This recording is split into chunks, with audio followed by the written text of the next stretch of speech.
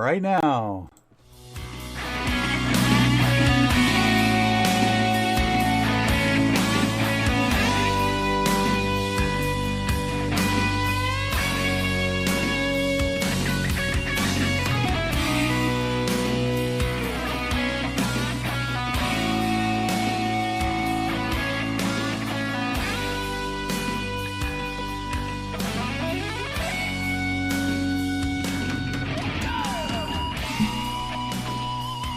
Live from Emerald City in Seattle, Washington, this is the UFO and Bigfoot paranormal hotspot of the Pacific Northwest. Directly to you coming in around the world, this, my friends, is Spaced Out Sunday. I'm your host, Michael W. Hall, the paranormal lawyer, occupying the captain's chair tonight for SOR headquarters.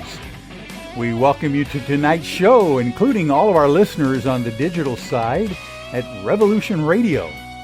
And don't forget, you can always find out our archive shows for free at youtube.com/Spaced Out Radio. Just do us a favor and hit that subscribe button. Let me get us all up there so you can see what we're doing as well. Our website, of course, is spacedoutradio.com, where we have a plethora of features for you, including rocking out to some Bumblefoot, shopping at our Spaced Out Radio store, and catching up on the SOR Newswire, and so much more. Tonight's show is brought to you by Chive Charities. Help make the world 10% happier by donating to Chive Charities today. You can find them on our website.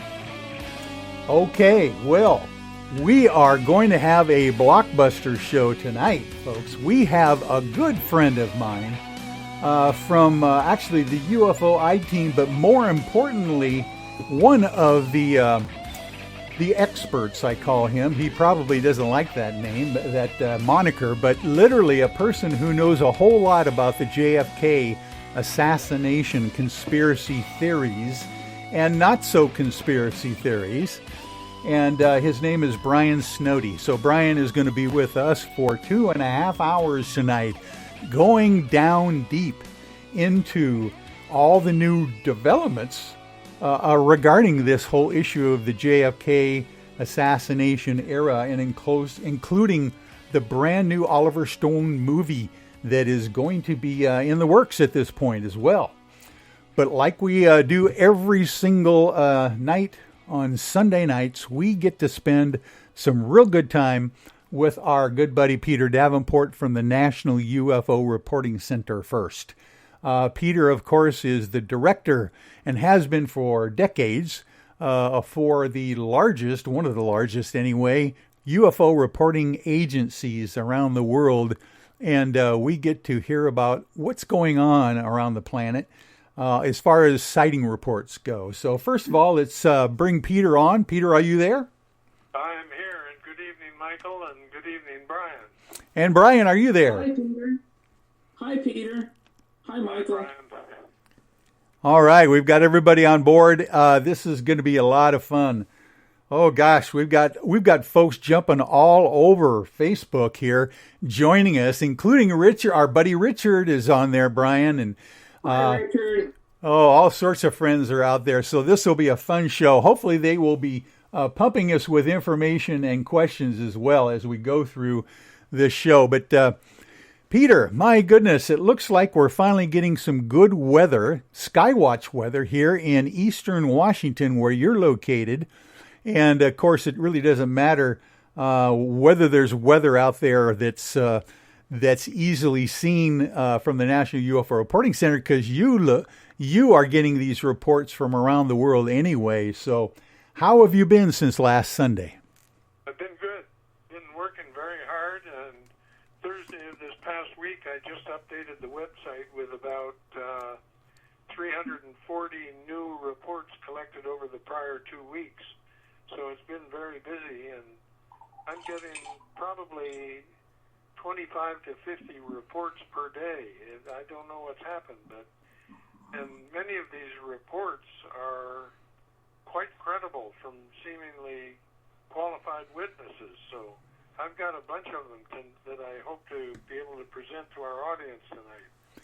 Well, let's just let you jump into it there, and Brian and I will co-host here for the next 28 minutes or so. So go ahead, Peter. Well, the first report I'd like to talk about comes from my neck of the woods, Baker, Oregon, up in the northeast corner of Oregon.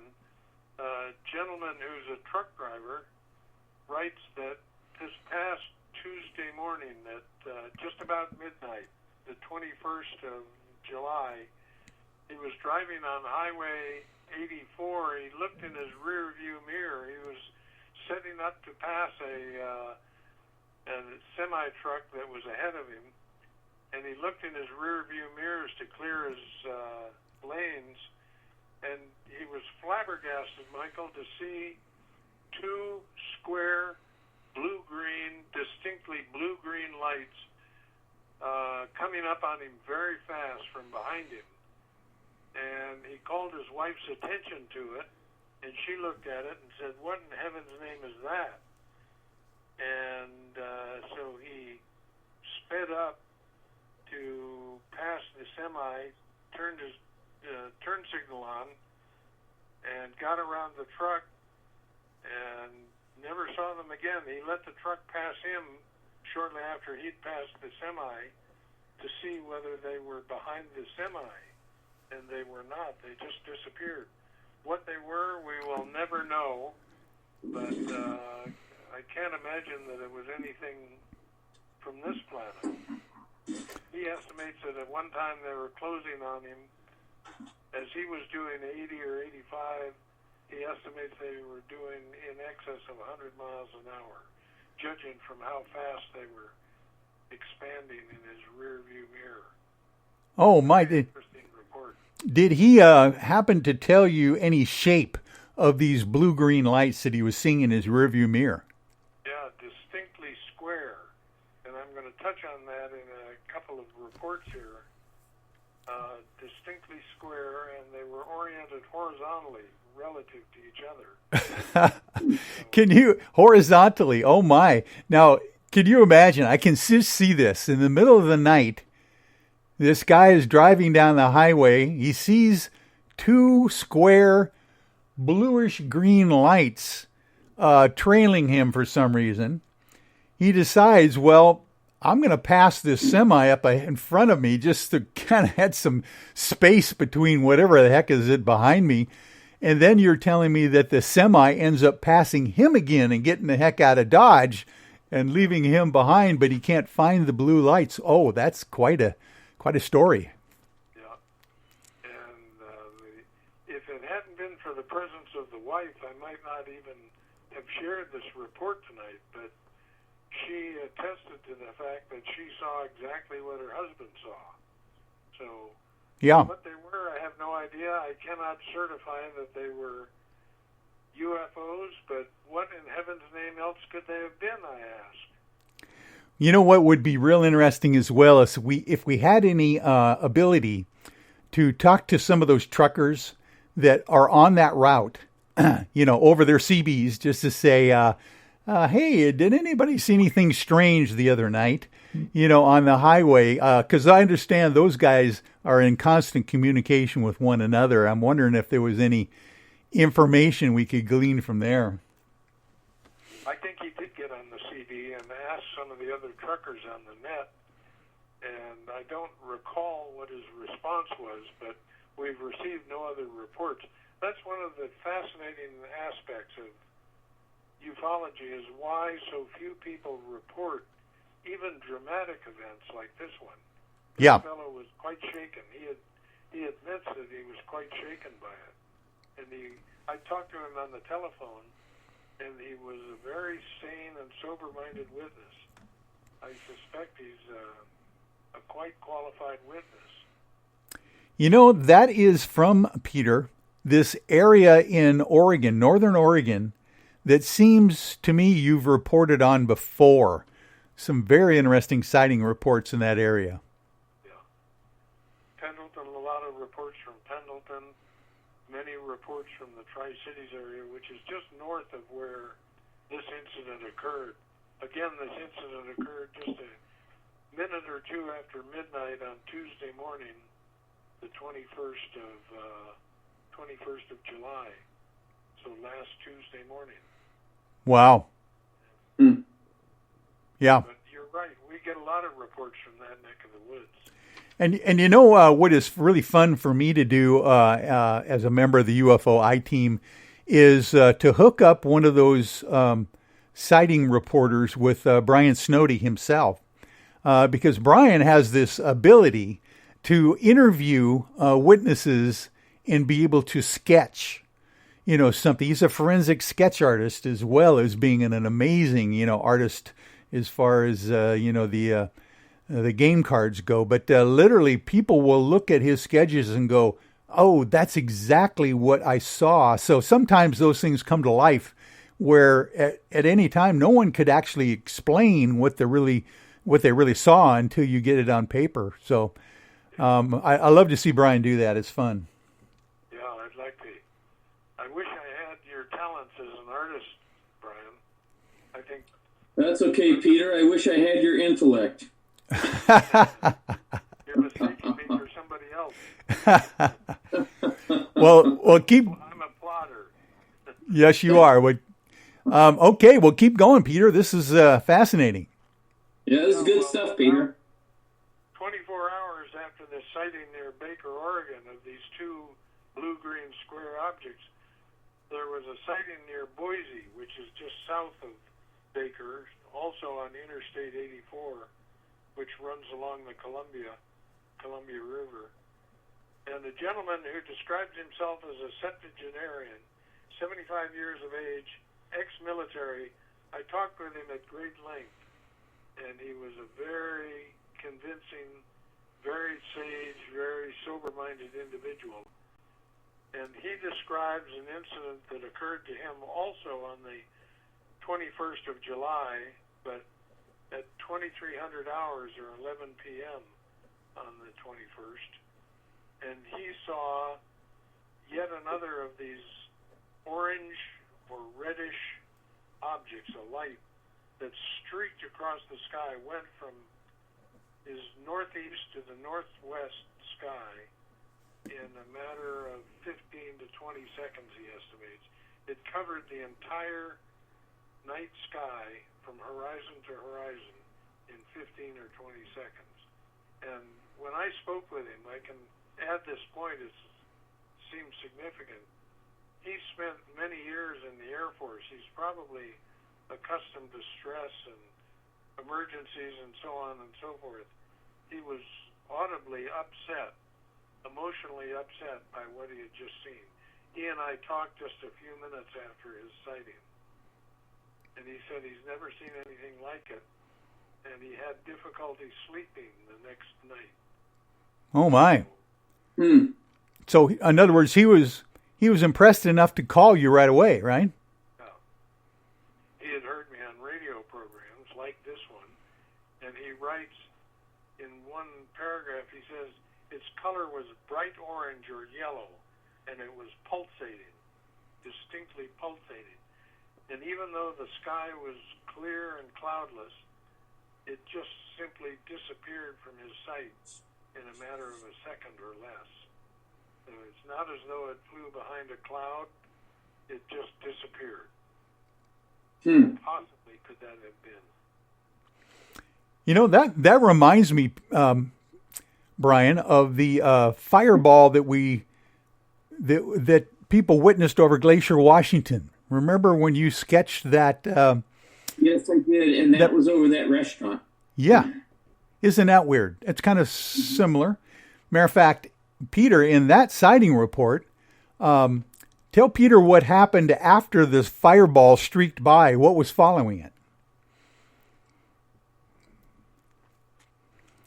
Which one of us do you want to? Oh, I was asking for Brian to kind of elucidate Peter. That was 4 F-18s. 4 F-18 fighter jets were following this fireball, Peter, at quite low level, not that much higher than the tree level, from what I understand, what I remember, right, Brian? I think it was about 600 to 500 feet, something like that. but very close to the ground. Yes, And from the eyewitnesses that we talked to. you said 2 F-18s were tracking it, Michael? Four F-18s. 4 of them. Good Lord. Mm-hmm. Made a heck of a racket. The Yeah. witness said. Matter of fact, this was Corey, the guy who lives and works up there in Glacier, good friend of ours. Was totally. Matter of fact, it wasn't just him; it was his family, his young daughter, and his wife as well. Yeah, and his neighbors too. Yeah. Oh, boy.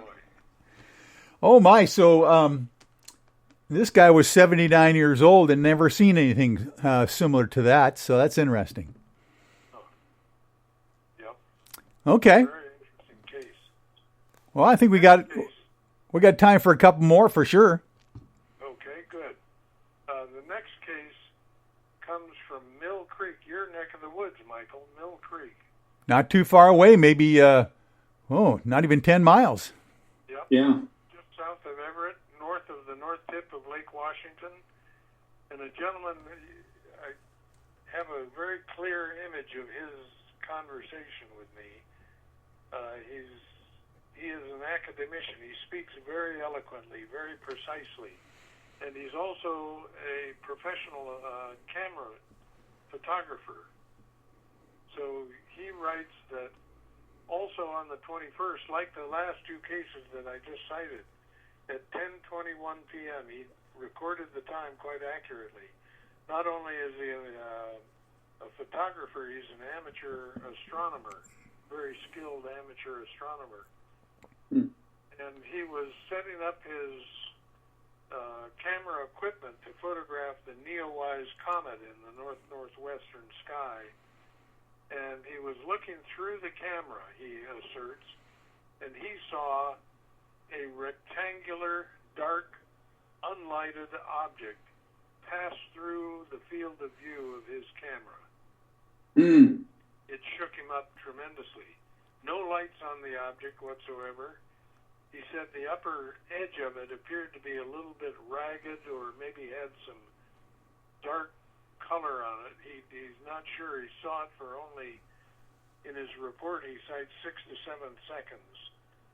And the object went from left to right, from the west to the east in front of his camera as his camera faced the north. So I'm getting a lot of reports of square or rectangular objects, oftentimes unlighted. I don't know what to make of them, Michael. But Yeah, I mean, I can't imagine the FAA not being upset of the fact that we've got things potentially flying around our airspace that don't have landing lights or navigational lights on them at all, that are totally black in color, and potentially causing havoc with airliners or any kind of activity up there. And people are seeing these things in a random basis too. I'm assuming there wasn't any sound or any other sensation of this thing going by. no sound whatsoever, and he points out that the field of view of his lens and camera combination is about 5 degrees, and this object was, to the eye, bigger than Jupiter in the camera lens, so it was a substantial object. And it covered the field of view in 6 to 7 seconds. So, Yeah. I mean, it's fascinating to me with only a 5 degree view or whatever that he even caught it. I mean, these things are so random. Mm-hmm. And I would point out the fact that although he is a professional photographer, his camera was set up to take a long-term exposure of the comet. So even if he tried to photograph this object while it was in the field of view of his camera, it wouldn't have shown up. It was very dully lighted. It was not very bright at all. So it would have taken more time than it was in the field of view for him to be able to photograph it. Yeah, and our audience would enjoy that. And I'm assuming he had no concept of the depth of how far the object was away, so we don't know how large this thing could have been. Yeah, or how far away. You're exactly correct, Michael. Yeah. Those are difficult determinations to make, particularly on a brief sighting. Oh, that's fascinating stuff. Oh my gosh, these were all just a couple days ago. Yep, within the last 5 or 6 days. Well, there's one more that I'd like to share, at least one more I'd like to share with our audience. I'm sure both of you remember the aerial school case from September of 1994 in Zimbabwe, when the whole school of young children saw a disc land in an adjoining field to their playground. Yep. Well, I just received a report from a school counselor in Alvin, Texas, which is just north of Galveston Island and south of Houston. She put me in touch with 2 of her students, 2 of 5 students, who saw a very large, like 50 feet in diameter disc hover above them. This is the 22nd of July, the day after the 3 reports I've just shared. And I spoke with the counselor, and I spoke with at least one of the young gals. I think they're middle school students who saw this object. And one young lady reports, just briefly, I went outside to my backyard and looked up and saw a large circular ship, 50 feet wide, with red lights around the perimeter of the ship and a large orange light about 12 feet in diameter in the center on the ventral surface of the craft. I'm going to call them again this week and get more information. But she asserts that she could see what she perceived to be a landing gear tucked up into recesses in the bottom of this craft, which just hovered over her for several seconds. And suddenly it accelerated. She went in and got one of her classmates. This is 46 minutes after midnight on Wednesday morning, the 22nd of July. This young gal went in and got one of her classmates, wanted her to see this, and they both stood there and admired and marveled at the object. They both write that it suddenly accelerated and shot to the north like they've never seen an object move in their lives. So, wow. Oh my. Dramatic event. I don't know how many sightings I've heard of lately of major reports from schools like this, grade schools, middle schools. They seem to have an interest in children. And now let me clarify. You said this was at 12:46 a.m. in the middle of the night. They were at school at that time? No, they were at the home of one of the girls, but they are schoolmates. Okay. And at least 2 other of their classmates were witness to this object as well, and I'm going to try to get reports from them. I mentioned the aerial school just because all 4 of these young gals, even though they were not at their school at the time, were classmates. Got it. Oh my. Oh, that's scary. Well, Peter, listen, before we get you to we leave you here, we need to also let people know how they can get a hold of you at the National UFO Reporting Center, that hotline again, and your mailing address for those donations that would be very helpful to you to maintain what you do and keep all this information free to everyone. So go ahead and put out your contact info. Well, thank you for allowing me to do that, Michael. The hotline telephone number is area code 206-722-3000. 206-722-3000. And our website is UFOcenter.com. Couldn't be simpler. Just www.ufocenter.com. And if people would like to mail us anything, they can mail it to my email or to my postal box, which is P.O. Box 700, Davenport, Washington, 99122. P.O. Box 700, Davenport, Washington, like my last name, 99122. Fantastic, Peter. Gosh, you always just do an incredible job of cramming 5 or so reports or even more into the short period of time that we give you. So thank you very much for your time today.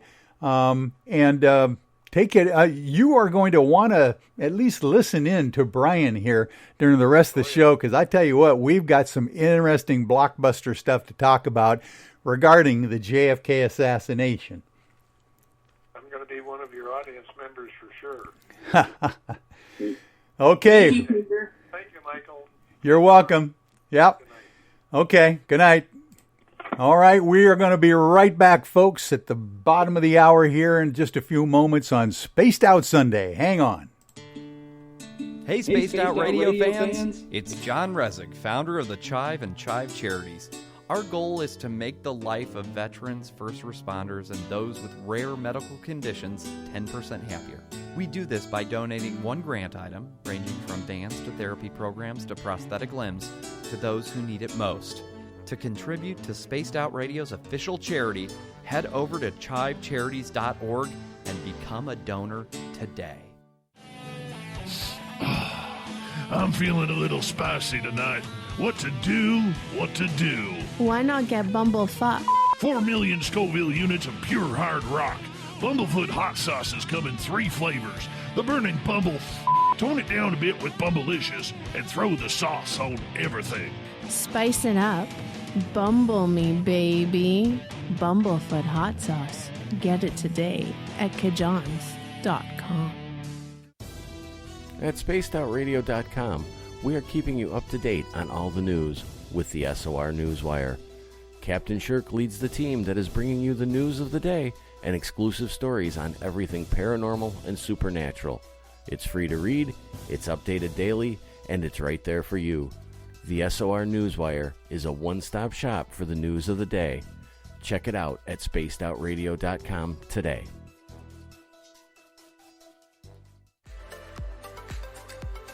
Are you looking for great advertising value for your company?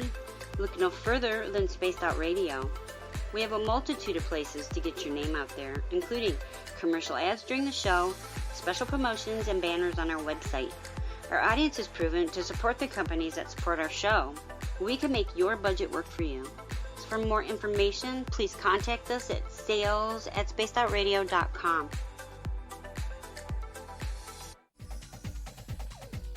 Hey everybody, the SOR Space Travelers is open. For just $5 a month, you can hang out with Dave and our crew privately in our members-only section. With your signing, you'll receive newsletters on what's going on with Spaced Out Radio. You'll have direct contact with the host during the show in our chat, live streaming videos, and a great forum for your posts and more.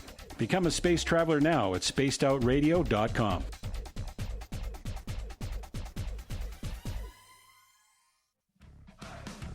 Are you addicted to the woo? Good. Me too. This is Dave Scott, and you can woo it up with me every Monday through Friday, starting at 9:06 Pacific, 12:06 a.m. Eastern, for 3 hours of great entertainment in the subjects you love. UFOs, ghosts, cryptids, intuition. Yes, we hit it all 5 days a week. Look for us at spacedoutradio.com, where together, my friends, we own the night.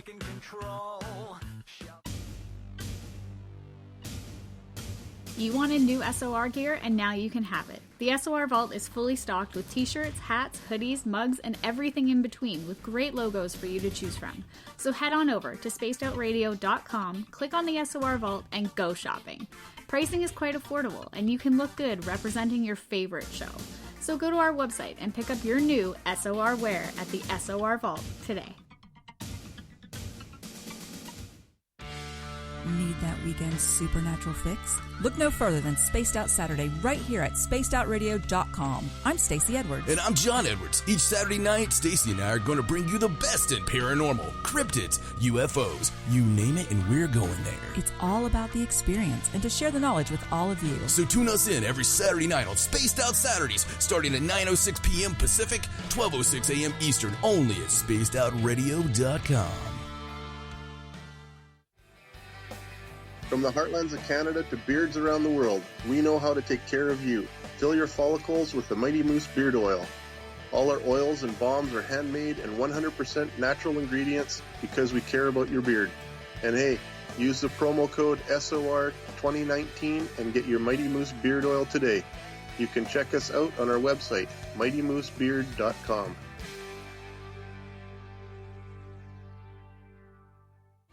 We're adding to the entertainment online for Spaced Out Radio.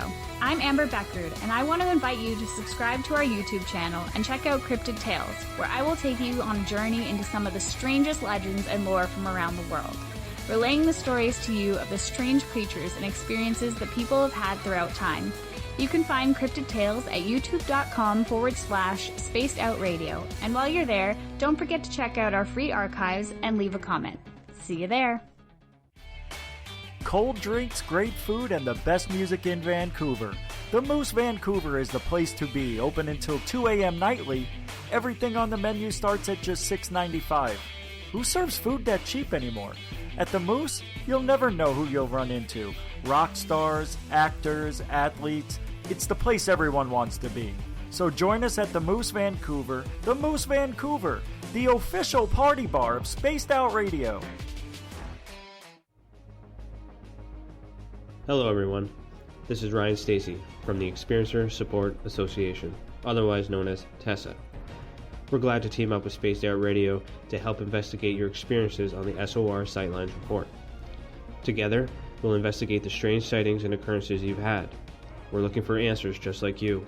So fill out a Sightlines report on the Spaced Out Radio website and let's figure out what's going on together.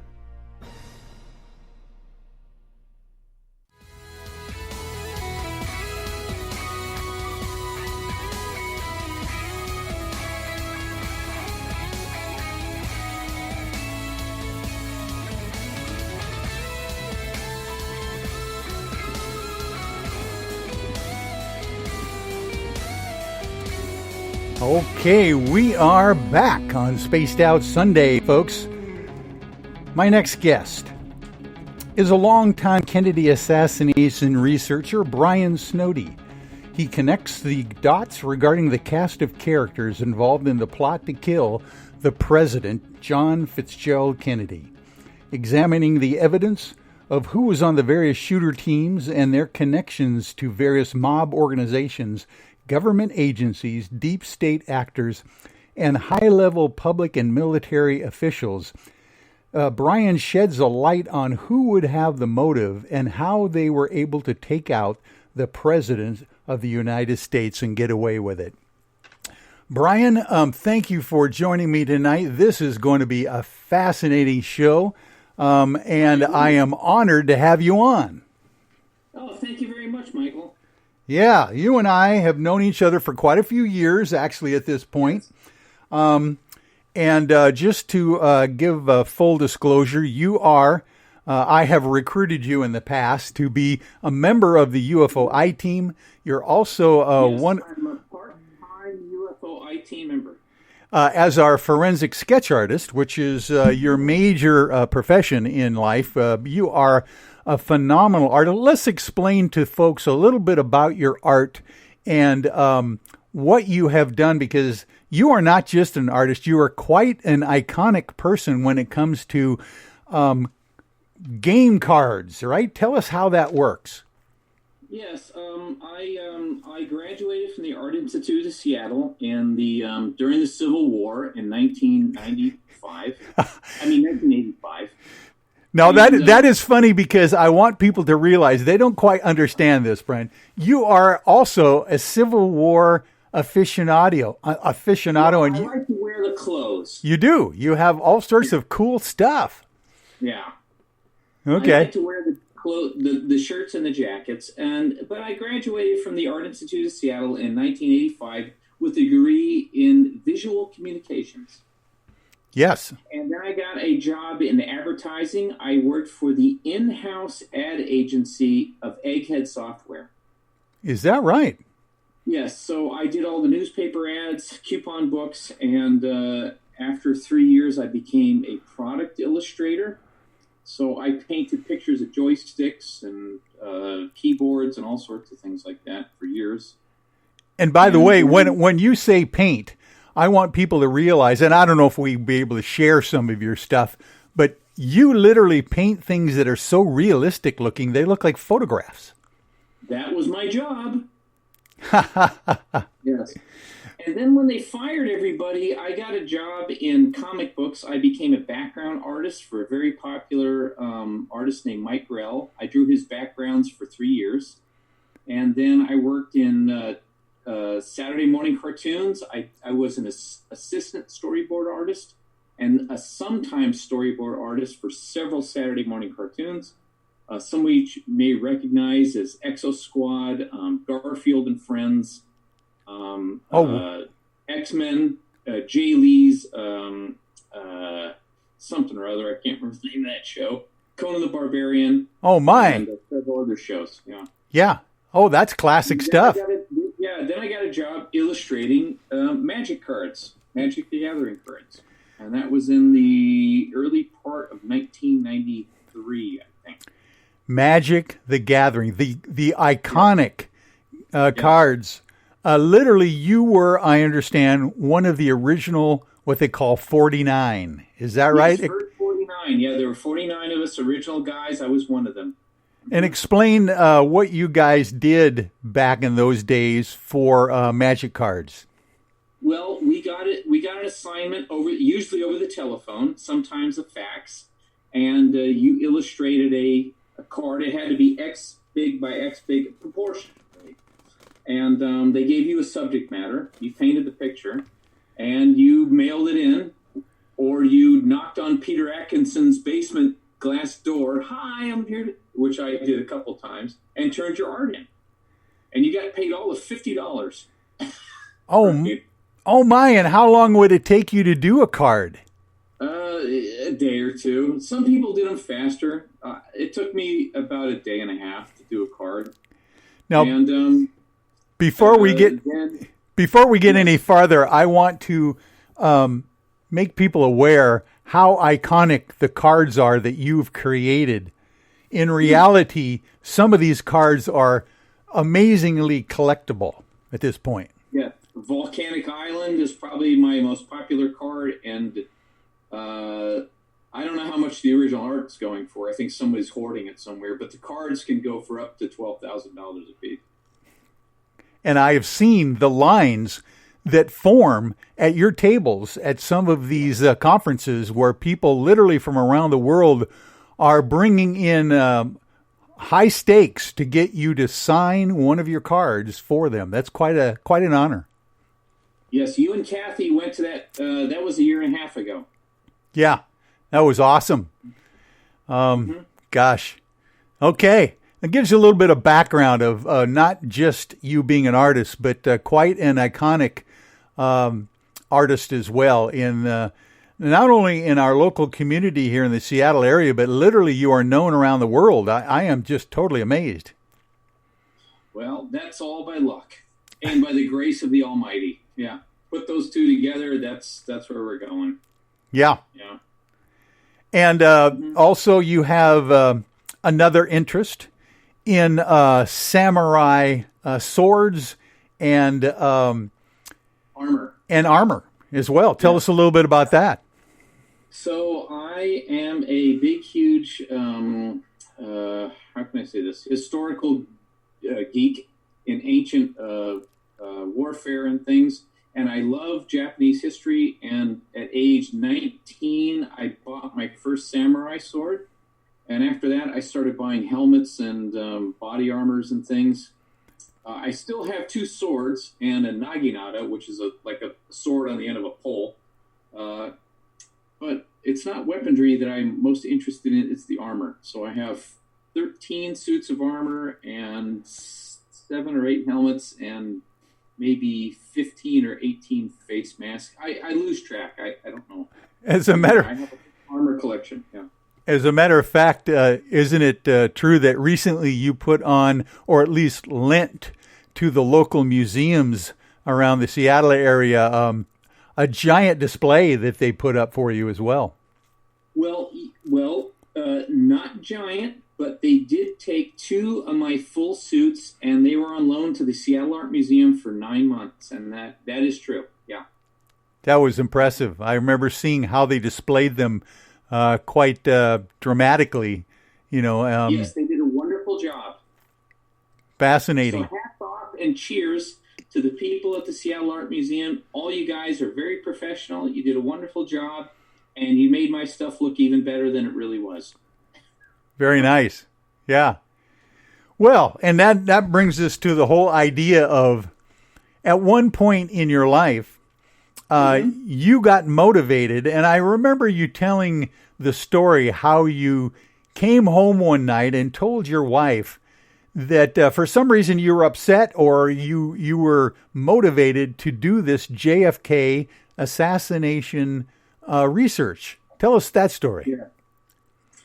Well, I never wanted to be interested in the JFK assassination. When I was working at the ad agency there, I had a friend, and I had known him since art school. In fact, he helped me get the job at the place. And him and his wife went out and saw the JFK movie when it came out.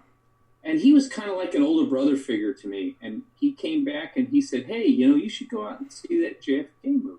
And I wasn't interested. I was interested, again, in ancient history. I have literally hundreds of books. I may even take this telephone and show you some of my library and armor later on. We're going to debate that. Nice. But he said, you should watch it. It's very interesting. So a couple of years later, they had fired everyone, and I was working in comic books. And what I would do when I was drawing my backgrounds is I would put on a movie. And so I went down to the local movie rental place, and one of the movies there was JFK. And I thought, well, I'll just rent it. I ended up watching that show 3 times in a row. I couldn't stop watching the movie. And then when the DVD came out, I bought that. Actually, I bought the video, then I bought the DVD. And to this day, I've probably seen that movie maybe 50 times. And the movie's not perfect. Don't get me wrong. It doesn't cover everything. But it kickstarted me into researching this stuff.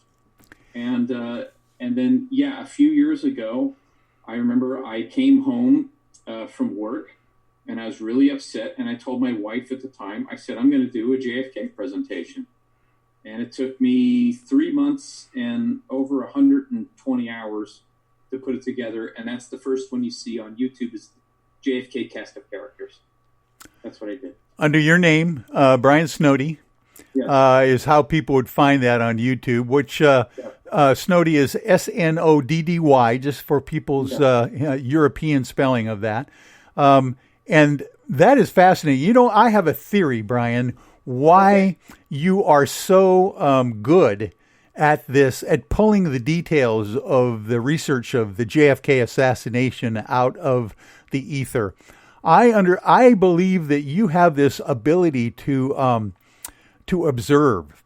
Your artistic abilities are so heightened to be able to observe details and be able to put them down on paper, that kind of thing. I think when you see a film like JFK, when you see images, you are probably way ahead of most people in analyzing what you're actually seeing. And basically it kind of piques your brain, I think, into finding out, well, wait a minute, that doesn't sound right, or that doesn't look right, that kind of thing. I don't know if that's true or not, but I have a feeling you have a heightened sense of ability to pick things out that other people might not pick out themselves. Well, I'm going to put that in my pocket. Thank you, Michael. I'm going to research that later. Well, let's do this. You have a very good presentation, a couple of them up on YouTube and stuff. I know that we're not going to be able to get it all in 2 hours probably, but I'm going to follow your lead and try to keep out of your way when you go through whatever you want us to learn about this whole idea of the President of the United States actually being killed in on November 22nd, 1963. Mm-hmm. Go ahead. Well, here's the thing. I saw this JFK video, this thing, and I thought, well, what the heck is going on here? And what happened after that? It's interesting because I was a kid. I was born in 1965. So I grew up under the Johnson-Nixon administration, right? So JFK was long gone after I was born. So I grew up under the fraud of the moon landing, let's say, right? And other things like that. And when I was a kid, I grew up in a very conservative home. I grew up in a hyper-religious family. All we did was go to church. And no one ever talked about JFK or anything. It was all, America's great. Everything we do is good. Russia is an evil, godless country. The United States, under God, flag. And after a while, I started seeing a lot of holes in that. And then when I started questioning it, I got in trouble from my friends and family and church leaders and government, whatever. I was, how can I say this? Beaten down verbally and psychologically by these people who said, oh, you're full of, blah, blah, blah, blah, blah. But I thought, there's something going on here because nothing is making sense. And then when I saw the JFK movie, I went, here's something going on. And then I had to dig deeper because that JFK movie is not perfect. Let me tell you that. All right. It's got a lot of flaws in it, but it's a good movie to watch and everyone should watch it. You're talking the Oliver Stone version of the original. Yeah. Exactly. It's not perfect. It's got a lot of flaws, but I had to start digging deeper and going in. And that's when I discovered our mutual friend, Rod McKenzie. And I really went crazy after that. Well, let's explain who Rod McKenzie is and how he was involved in this whole Dealey Plaza, thing, and how you actually met him to begin with. That would be an interesting story to relay. Okay. I met Rod, and Rod was a guy, in very short, he was a person who was involved in organized crime and an alphabet agency, we'll talk about that later, called DISC, Defense Industrial Security Command.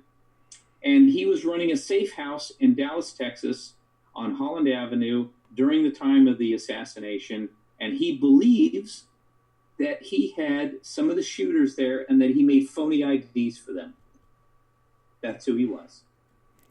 Now, I met him through a radio show. And there were two guys out of Austin, Texas, who had interviewed him on the telephone. And this was on a YouTube channel that was a year after I had listened, a year before I had listened to it. And I was self-employed at the time. I'm self-employed now. And I would get up and go to my art studio and start working. And that morning I was in the mood to listen to some Kennedy stuff. But I had listened to everything on YouTube, I thought. But I wanted something new. So I typed in Kennedy Insider. And I got this thing. And I listened to this old crotchety guy tell a story about he was involved in this circus stuff, this carnival thing, and secret this and blah, blah, blah. And and I thought, well, this is crazy. I never heard this story before. And at the very end of it, he said, well, I'll talk to anyone. You write me a letter at this P.O. box. And it was a P.O. box here in Seattle. And I don't know what I was doing at the time, but I wrote him a letter. And a week and a half later, I got a letter back. We started calling each other, and to this day, we're still friends. Oh my! This was a rabbit hole that you had no idea existed right there in your backyard, with a gentleman who, at the time, he was probably what? How old would Rod have been at that point? I think he was 78 because he's 85 now. Yeah. All right. Yeah. And out of the blue, you decided just to send a letter, not an email, it's just a snail mail letter to a P.O. box that he had given out over the air. That's fascinating. Yeah, which is now defunct. That P.O. box does not exist anymore and hasn't for about 7 years. Yeah. Wow. But he left 2 different telephone numbers there. And I started calling him. Never got a message. I spent a week and a half calling him and like, hey, this is Mr. Snoddy. You know, I'm leaving. Well, one day it was about 9:30 at night, and I decided to call him. I had a couple glasses of wine in me at the time. So I picked up the phone, I dialed it, and I got this guy. He goes, hey, who is this? I said, well, hi, Mr. McKenzie. You know, this is Brian. I left you a note, and, you know, I sent you this. He goes, well, let me tell you right now, kid. If you're from law enforcement, I don't want to talk to you. I said, no. You know, I draw Dungeons and Dragons monsters for a living. Blah, blah, blah, blah, blah. And then he started screaming at me. Blah, blah, blah. And I knew the blankety blank shooters. And I thought, oh boy, if I don't calm this guy down, I'm going to blow the whole thing. So I said, look, I have an idea. Why don't you meet me at a coffee shop that you pick out on a day that you pick out at a time. And if you think I'm full of bleepity bleep, you just get up, walk away. You'll never hear from me ever again. And all of a sudden, it was like I was talking to a brand new person on the phone. In fact, his voice changed. He said, yeah, that's a great idea. Yeah, I like that idea. You pick out the coffee shop. Through a long series of events, I said, okay, well, let's meet at this. You know, I wrote a letter because he wanted a letter, and I wrote it. And we met at a coffee shop, and I ended up talking to him for 3.5 hours at that coffee shop. And that was just the beginning of quite a relationship that that he was willing to open up to you and tell the details that you know now of what's going on. And we're going to get into those details here probably in more depth after the top of the hour. But we've got probably 2 or 3 more minutes at this point. I really enjoy, Brian, the way you can mimic Rod's voice. Of course, I met Rod, and I know him as well. And you are so good at that. This is exactly what this guy sounds like, and he doesn't pull any punches. No, he doesn't. He doesn't have any stoplights or nothing. Oh my goodness! As a matter of fact, we in the conspiracy club salon that a couple of other Tina Foster and Margaret and Susan and Miss Marple and a bunch of others that meet together on a regular basis. It's interesting to me to be able to get their impression of the information that you've been able to glean from Rod, and he literally has even written his own book on this whole matter, hasn't he? Yeah, it's a memoir, and we're going to talk about that when we get back from the break, Michael. Perfect. Let's do that. Let's make that a little bit of a teaser right now, and we will ask people to hang on for just about 6 more minutes while we go to top of the hour break, and then we are going to come back with more of Brian Snoddy and Spaced Out Sunday. We'll be right back.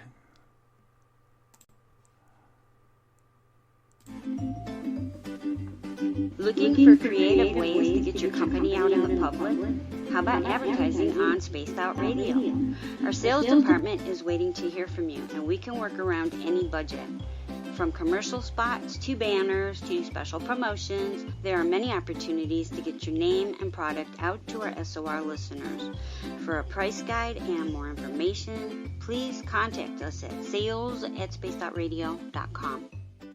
If you like it hot, real hot, then heat up your meals with Bumblefoot hot sauce. Get your Bumblefoot hot sauce today. The sauce, Bumblicious, and the 4 million Scoville unit Bumble. We're going in hot, real hot, coming out even hotter. Keep the milk nearby and tantalize your taste buds tonight. Bumblefoot hot sauce, available now at kajans.com. Get your horns up with me on Spaced Out Radio. This is Ron Bumblefoot Thal. Come tune in to SOR where you can hear me rock out with Little Brother Is Watching, the official theme song of Spaced Out Radio. And then come on over to bumblefoot.com where you can find out about my tour schedule, my music, and everything else. Bumblefoot.com keeps you up to date on what I'm doing and the best way to stay in touch with my music and music camps. Sign up for my newsletter at bumblefoot.com and remember, Little Brother Is Watching. Visit purpleplates.com today. For over 40 years, the Purple Energy Plates have been delivering amazing results for their many customers. Inspired by the great genius Nikola Tesla, the harmony, healing, and energetic effects of the plates have proven over and over to be beneficial and often miraculous to thousands of customers. Check their site for daily specials and choose from their many energy products. You won't be sorry. Visit them today at purpleplates.com. The SOR Vault is open for business, and do we have some cool swag for you to pick up? All you have to do is head over to our website and click on the SOR Vault. You have a variety of cool logos to choose from, and put them on anything you want. T-shirts, hoodies, hats, coffee mugs, you name it, we can get it to you. So do your shopping by supporting the store you love. Get your Spaced Out Radio swag at the SOR Vault today.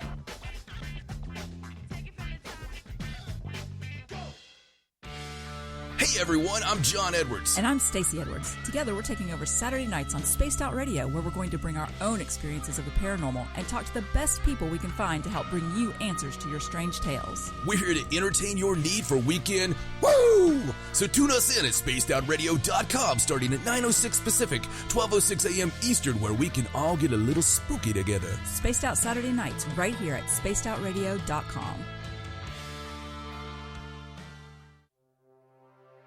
We are scouring the world for the most intriguing stories of your day.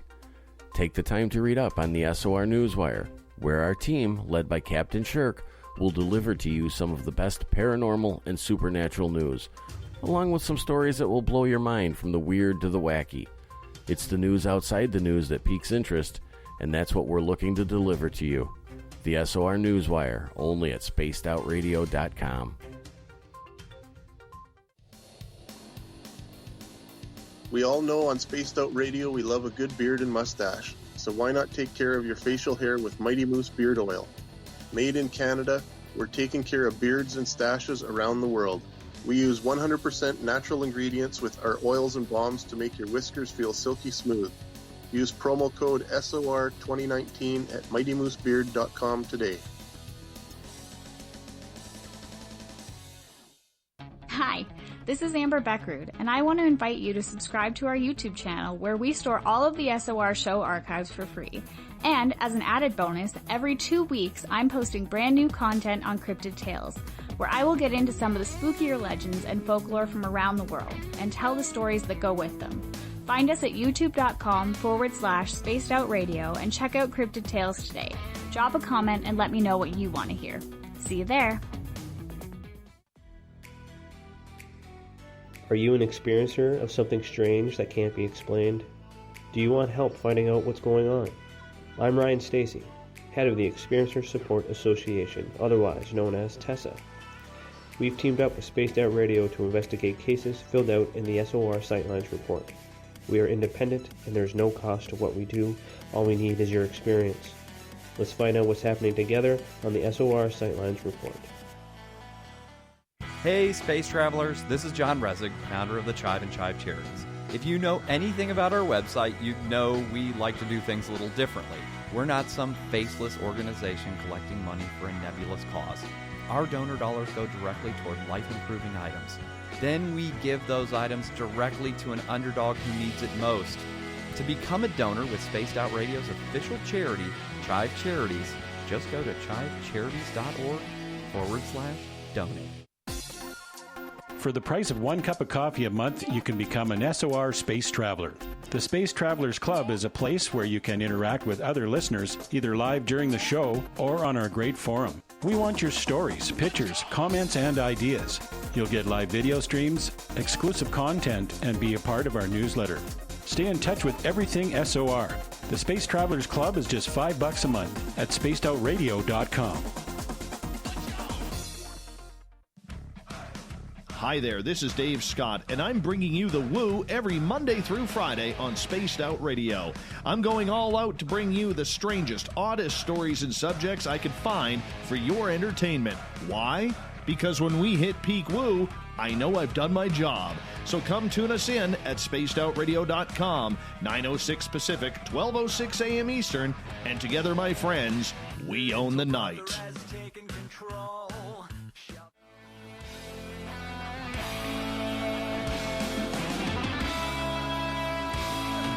Welcome back to hour number 2 of Spaced Out Sunday.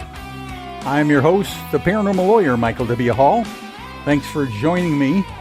And we welcome everyone listening in on our terrestrial affiliates, WQEE, out of 99.1 out of Noonan, Georgia. And let me see if I can get our little... there we go. Yeah, let's get us back on here so we can see everybody. Oh,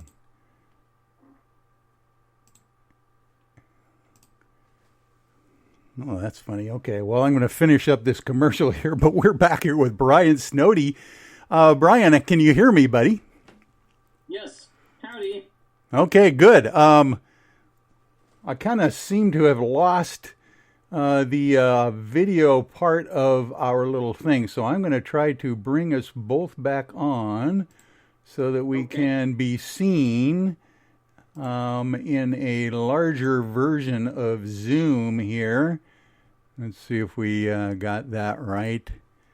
Anyway, I'll be working on that in the background here at the same time as we go through.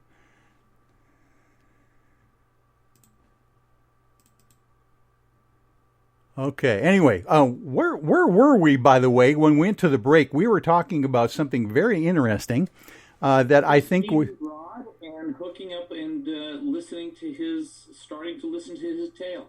Oh, yeah. Okay. Let's talk about Rod McKenzie here. And I'm going to allow you to just jump in and do that while I work on the video to make sure we can both get on...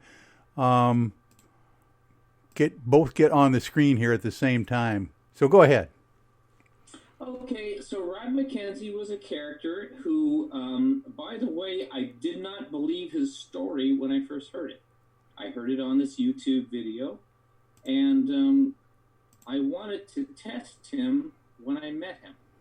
So I wrote down 36 names of people that he should have known, or maybe I was hoping he would know.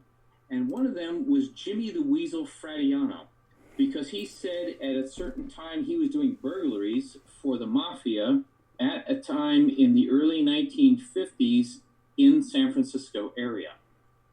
And the head of that mob was Jimmy Fradiano.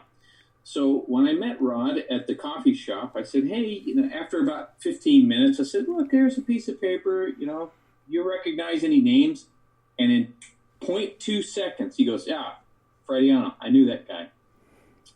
So I knew that he knew something.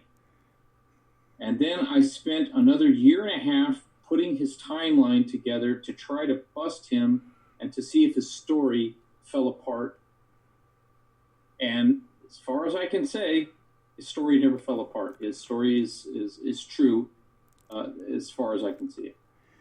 So you were trying to find out if he was exaggerating, if he was making stuff up, if he heard some of things, and read some things, and was putting a story together, for people to help promote himself. What was that story that you found out that was so compelling when you decided to get into the details of Rod McKenzie's life and how close he was to this situation in Dallas, Texas? Well, I did catch him exaggerating a few times. I never caught him flat out lying. Whenever he said, I met this person at this person, I couldn't bust it. Whenever he said, I did this and this and this at this time, I couldn't bust it. But whenever he'd go into detail about something, I could bust him on a couple small little things. That's all. And that's understandable. And I'll bet he was a little impressed that you might have that capability. Maybe he was testing me. I mean, I don't know. Yeah. Okay. So basically, go ahead and tell the story, whatever you want to go next. So Rod's story was he went into the Army through a weird circumstance, and when he got out, he started getting involved in organized crime. He always said that he grew up in a decent household, which I don't believe he did, because when he told me about his growing up, it was horrific. But then he got involved in organized crime when he came out of the Army. He got involved with William Alexander Morgan, who went to become a fighter for Castro's revolution. And he was involved with him. And through a very circumstantial things, he became a person who did, how can I say this? He made phony IDs for people, and he ran a safe house in Dallas, Texas, during the Kennedy assassination, which I believe is true. As a matter of fact, I think you told me that he literally was sent to learn how, I mean, he was good at doing fake IDs before the government got a hold of him, but some black letter or alphabet agency actually sent him to school to do this. Tell us that story. He was in Cuba, and that was a guy named Abe. He said he never got a last name out of this guy. He flashed him a national security ID, but he said in reality he never knew what alphabet agency this guy actually worked with. And they sent him to Fort Detrick, Maryland for a few weeks. A few means somewhere between 3 and 7. And he learned how to do certain things. And then when they released him, they were going to send him back into Cuba. And when he got back to Cuba, this Abe guy said, we don't want you here. You grew up in a carnival atmosphere or something, a circus. We're going to put you on a carnival circuit, and you're going to go around the United States, and it's going to be a hideout. It's going to be a traveling safe house. And Rod said, man, I was a stupid kid. I don't know what the heck he's even talking about. A safe house on the road? I don't even know what a safe house is. Well, and they explained that they were going to have a carnival outfit, and he was going to run it. Well, supposedly, we're going to tell you who is behind that. And he would hide out people and make phony IDs for them, and just and that would go around for about 9 months out of the year. And in the wintertime, it would go dormant. And then springtime, hop out, they would do the whole thing over again. And that lasted for about 3 years, maybe a little more, 3.5 years. And he literally was doing this for who? Was it the government? Was it the mob? Was it a combination of the two? Oh, yeah, you just said it, the government and the mob. So, according to Rod now, he was calling into two guys, Delbert Graham and Johnny Rosselli. Now, Johnny Rosselli was a mobster working for the CIA. Delbert Graham was a circus performer and a movie promoter who was working with Johnny Rosselli, and he was with DISC, Defense Industrial Security Command. And, so, yes, the mafia and the government. Mm-hmm. Oh, my. And these guys literally are, for instance, Rosselli, I think you've told me that he literally was kind of like the mob's liaison to Hollywood or something like that? Yeah.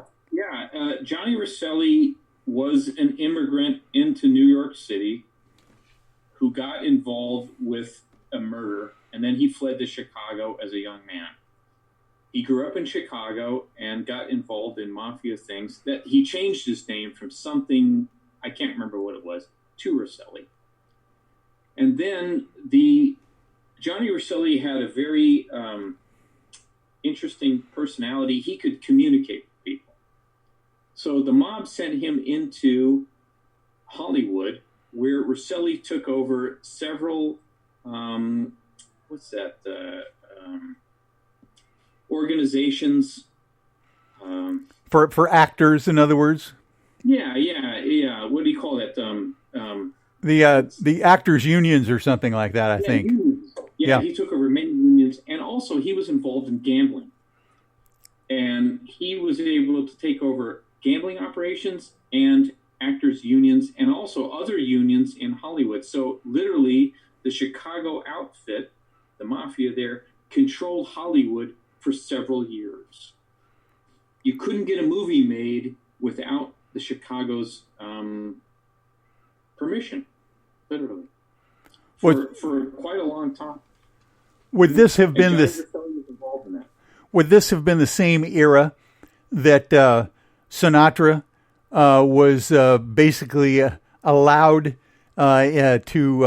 I mean, you know, that famous story of the head of a horse being in the director's bed, you know, because Sinatra was during the same time of all that stuff. And by the way, that's based on a true story too. Seriously, wow. Yeah. Okay. So that's Rod McKenzie. That's how he got started in the idea that the mob found him useful to not only the mob, but the government, some kind of alphabet agency as well, found him useful to do certain things. Yeah, and by the way, he got involved in organized crime as a burglar, and then that's when the alphabet agency, when he got to Cuba, said, hey, you're doing this stuff, we're going to put you in our thing. So he'd already been involved with organized crime for at least a year, doing burglaries. But then he started doing phony IDs when he got to Cuba. Now, I think there's an interesting story, you being an artist and Rod McKenzie being some kind of an artist. I don't know what you would explain his capabilities, but you might want to explain how he got hooked up with one of the major mobsters for doing a caricature of him. Yes. So there... So Rod is a real character. When he was a kid, he was a very physical, fit guy. And when he was when they were traveling from, him and Morgan were fleeing San Francisco because they were getting busted by the police. Then they went to Los Angeles where he met Rosselli. And then they got busted by the police again. And Morgan said, hey, let's go to Cuba. So they're traveling there. Well, Morgan went to Cuba. Rod got sidetracked. He got sidetracked with an outfit called Bill Atterbury's Sky Kings. Okay, and he became a circus performer because he was, again, just out of the army. He's physically fit. He likes doing extreme things. Well, one of the things that they had was something called the sway pole act. So this pole goes up about 120 feet. You get on there, you do handstands, and it sways back and forth. And maybe there's another sway pole, you jump back and forth, and all under these guy wires and stuff. Well, in 1957, the Oklahoma had their semi-centennial, which means they were 50 years old as a state, because before that, it was Indian country, right? Indian territory. So, in 1957, they had a thing, and so they had this big party, right? And by the way, I lived in Oklahoma City for 4 years, unfortunately, and I have been to the fairgrounds there, many, many times. So I know the layout. Well, anyway, Rod said, yeah, I went to that place and I was a performer and he was doing the sway pole stuff. And all of a sudden he starts getting these notes. One of the actors or one of the performances there was a guy named Johnny Ray. So if you go back in the 1950s, Johnny Ray was a very popular singer. My mother knows who he is. And he had this hit song called Cry Baby. I think that was the name of the album. Well, his name shouldn't have been Johnny Ray. It should have been Johnny Gay. Because he started sending notes through this one of his band members to Rod. And Rod would open up this note, and it was, let's say it's pornographic. I want to do this to you. And Rod said, look, I'm not interested. This is not my thing. And he's very calm about it. Well, the notes kept coming. And Rod gets very angry really quick. After about the third or fourth note, Rod said, okay, I've had enough of this. So he breaks into Johnny Ray's locker. He steals out his jacket. He takes some white paint, and he writes the word fag on the back of it. Puts it on a hanger and puts it on the guy wire on the sway pole back. Well, everyone loses their mind. Bill Atterbury loses his mind. The promoter's there. Johnny Ray and Rod gets beaten up and thrown into a storage locker for about a day. And when he comes out, he's having a good time with two of these calypso dancers, these two Latino ladies, Helena Montero and Blanquina Jimenez. And they kind of nurse him back to health. And afterwards, after he gets better, they broke 2 ribs in his body and messed up his face. And Bill Atterbury said, hey, you know, Rod, it's time for you to get... And he said, forget it, I'm done with you guys. All you guys did was beat me up. And the girl said, look, we have a contract with a place up in Chicago. Why don't you come with us? We're going to take the train up there. And so they went up there. And Rod got a job at Wimpy's Hamburgers. You ever heard of it? Yes. Very famous place. And by the way, he said that kitchen was so clean you could perform surgery on the floor. Wow. He said that was the greatest kitchen he ever saw in his life. He said, man, those people did everything right. He said that they ground their chuck meat every day. And he said they put a little onion in it. That was their secret. And he said they had a soup that was tomato based. He said there was a line around the block every day. He said the French fries, they were thick as your thumb. And they cut them fresh. And after about a week, he got this message from this dance club or some club or something like that. And it was it was called the Blue Angel Club. And these girls were dancing there. They got this thing, and it was through something called the Christian Lamont Calypso Review. That was the name of the outfit that these girls worked for. So he came in, and this guy, he said he was an Egyptian mobster. I'll think of his name in a minute. And he said, look, I hear you have artistic talents. You can draw. Because I fired this guy a couple months ago. And I need someone who can take a piece of charcoal and draw like people's portraits. And you walk around, you draw them, and they'll give you $1 or $2. He said, yeah, I could probably do that. So he's doing that for a week or two. And the 3 mobsters came in. And he had no idea they were mobsters. And it was Sam Giancana, Tony Accardo, and Murray Humphreys. And he drew these things, and everyone was happy with him except for one guy. He goes, oh, you made my nose too big. And that was Giancana. And he got in an argument with him, and and the other 2 guys said, yeah, Sam, just calm down.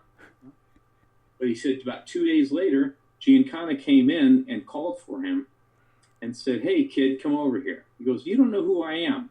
I'm Sam Giancana. You can ask anyone about me. Well, you did that picture. I should have had you beaten up, but I didn't. But I know you're with Johnny Rosselli. And he said good things about you, which surprised Mackenzie. He said Johnny Rosselli never said any good things about anybody. And he said, well, I have a job for you, and I'll tell you what to do. So we'll get back to that later. Yeah. So that's how he meets Sam Giancana. Yes. And gets further down the rabbit hole into the mob at a relatively young age. How old was he at this point? He said he was a stupid, I'm going to quote him now, I'm a stupid kid in my early 20s. Amazing. Yeah. And at that point, I think you were mentioning that he was tasked to do some more burglaries, some really hair-raising burglaries, basically. Yeah, some really crazy stuff. For Sam Giancana. Oh, that's fascinating stuff. And at the time, this is in Chicago, it sounds like. Yes. Yeah. Okay. So he's really This is in the late 50s, early 60s. Yeah. So he's really getting around and getting to know not only the mob and the inside workings of the mob, but also the other agencies that seem to be dealing with the mob and using the mob, obviously, for their own purposes, like the Cuba, thing and all those kinds of things as well. Yeah, because Operation 40 is getting ready to get started. That's all the United States government working with mobsters and other agencies to do some horrible things in Cuba. Which was a Nixon run thing? Yeah, or a Nixon run thing, yes. Yeah. So that was quite a time back in those days where literally Castro was one of those figures that was purported to be a huge threat to the United States, bringing communism so close to the continent of the U.S. at that point that they would almost do anything at that point, including getting involved with the mob to try to take him out. Well, that's what we were told. Now, my personal belief is I think Castro was a controlled agent. That's just my opinion. But Castro decided after he took over Batista that he was going to be a communist. Right? I believe Castro was playing a role. That's just my opinion. But the whole thing seems to be kind of set up. Kind of be contrived to me. But at the time, how many Americans knew that? We saw this revolutionary, this communist off the coast of Florida, 90 miles, that's not that far, doing crazy stuff. And Rod is right in the middle of it. And, by the way, then he runs across some interesting other characters that are involved in this Cuba thing, and namely David Ferry. Yes. And Oswald as well, from what I understand. That's what you're telling me. Yes, that's true. Oh, that's fascinating. Mostly Ferry, yeah. Okay. Well, I think what we'll do is use that as a jumping off point for the next half hour after the break and getting into the details of now how Rod is being steered towards not only the Cuba issue, but also then how he gets involved in the whole JFK thing as well. So hang on, Brian. We'll be right back after this. And boy, this is fascinating stuff. I tell you what, you got to hang on with us, folks. We're getting into the details now on Spaced Out Sunday. It's getting really good. Cold drinks, great food, and the best music in Vancouver. The Moose Vancouver is the place to be. Open until 2 a.m. nightly. Everything on the menu starts at just $6.95. Who serves food that cheap anymore? At the Moose, you'll never know who you'll run into. Rock stars, actors, athletes. It's the place everyone wants to be. So join us at the Moose Vancouver, the official party bar of Spaced Out Radio. Hey, space travelers, this is John Resig, founder of the Chive and Chive Charities. If you know anything about our website, you know we like to do things a little differently. We're not some faceless organization collecting money for a nebulous cause. Our donor dollars go directly toward life-improving items. Then we give those items directly to an underdog who needs it most. To become a donor with Spaced Out Radio's official charity, Chive Charities, just go to chivecharities.org/donate. Hello, this is your guitar man, Ron Bumblefoot Thal, and I have to tell you, I love the response I get for Little Brother is Watching from Spaced Out Radio fans. It's amazing how music can inspire and make people think deeper about what's going on in the supernatural world. You can head over to my website, bumblefoot.com, to check out my music, my guitar workshops, my touring, even check out some of the hot sauces that I'm working on. And make sure you keep on listening, because with Spaced Out Radio, you know Little Brother is watching. we're adding to the entertainment online for Spaced Out Radio. I'm Amber Beckrud, and I want to invite you to subscribe to our YouTube channel and check out Cryptid Tales, where I will take you on a journey into some of the strangest legends and lore from around the world, relaying the stories to you of the strange creatures and experiences that people have had throughout time. You can find Cryptid Tales at youtube.com/Spaced Out Radio. And while you're there, don't forget to check out our free archives and leave a comment. See you there. Hey everybody, the SOR Space Travelers is open. For just $5 a month, you can hang out with Dave and our crew privately in our members-only section. With your signing, you'll receive newsletters on what's going on with Spaced Out Radio. You'll have direct contact with the host during the show in our chat, live streaming videos, and a great forum for your posts and more. Become a space traveler now at spacedoutradio.com.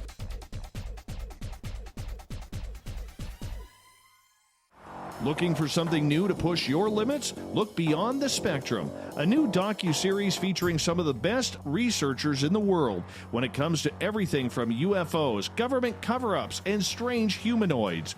Truth seekers Stephen Bassett, Jeff Meldrum, Jack Kasher, and Stanton Friedman, among others, all chip in to bring their knowledge to you. Beyond the Spectrum can be found on Amazon as well as Tubi TV. Tell us what you think on our Amazon page. Are you looking for great advertising value for your company? Look no further than Spaced Out Radio. We have a multitude of places to get your name out there, including commercial ads during the show, special promotions, and banners on our website. Our audience is proven to support the companies that support our show. We can make your budget work for you. So for more information, please contact us at sales@spacedoutradio.com.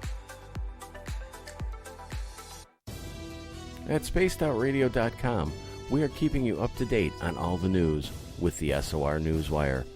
Captain Shirk leads the team that is bringing you the news of the day and exclusive stories on everything paranormal and supernatural. It's free to read, it's updated daily, and it's right there for you. The SOR Newswire is a one-stop shop for the news of the day. Check it out at spacedoutradio.com today.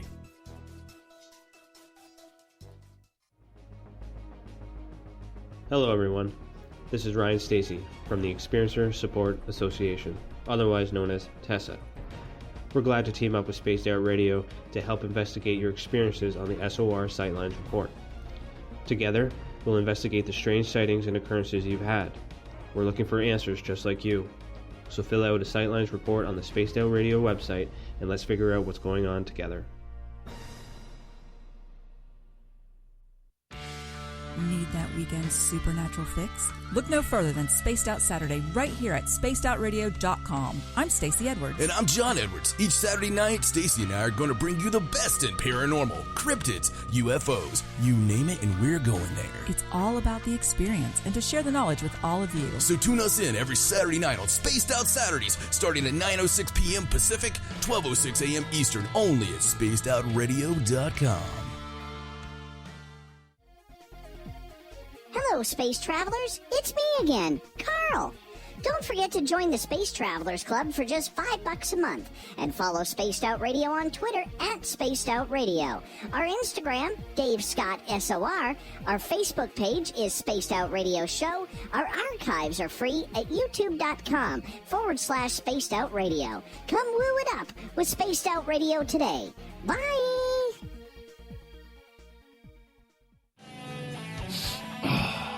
I'm feeling a little spicy tonight. What to do? What to do? Why not get bumblefuck?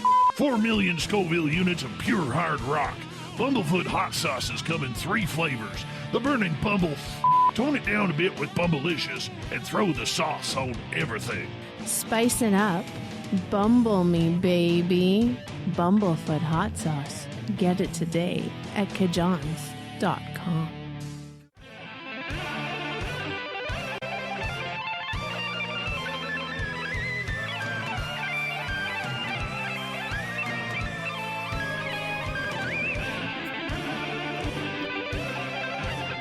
Okay, we are back to Spaced Out Sunday, and we are here with researcher Brian Snoddy. We're talking about the JFK assassination issues that have just been amazing as far as the details that we've been able to bring out to determine that Rod McKenzie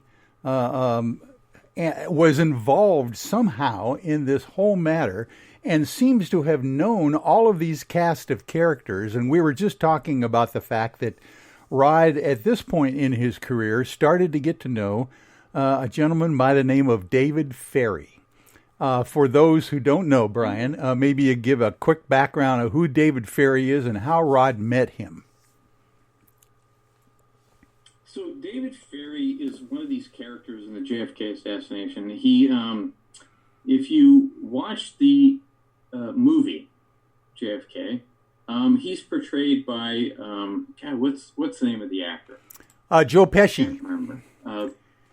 Joe Pesci. Joe right? Pesci. Yeah. Well, yeah. Well, David Ferry actually was not a small guy. He was a very tall guy, and he didn't have that kind of voice. He had a deep, booming voice. Interesting. When Rod talks about it, he said when Joe Pesci does this crazy stuff, he said, yeah, David Ferry would do crazy things like that. So, but David Ferry was a guy who was involved in the Civil Air Patrol, and he met Lee Harvey Oswald when he was 15 years old. I believe that David Ferry had an into the mafia and some agencies in the United States. I can't say them because I don't know what they are. But there was some kind of thing. And then when Oswald came back to the United States, he was involved with Ferry again. Well, how does that happen? No one ever talks about that. So Ferry knew him when he was 15, and then Ferry communicated with him when he came back from Russia. Okay, that can't happen unless someone approves of it. Okay? Right. Because you have to understand, this is the height of the Cold War. The height of the Cold War. Yeah. So, what's going on? And Oswald is... David Ferry was a very strange guy. Yeah. And Oswald was very involved in the anti-Cuba campaign out of New Orleans and the whole thing. Everybody seems to be running in circles with one another even back then. I mean, you're talking about the whole idea of, was it Dr. Mary's monkeys or something like that, some kind of issue that they were trying to kill Castro with cancer and all that kind of stuff.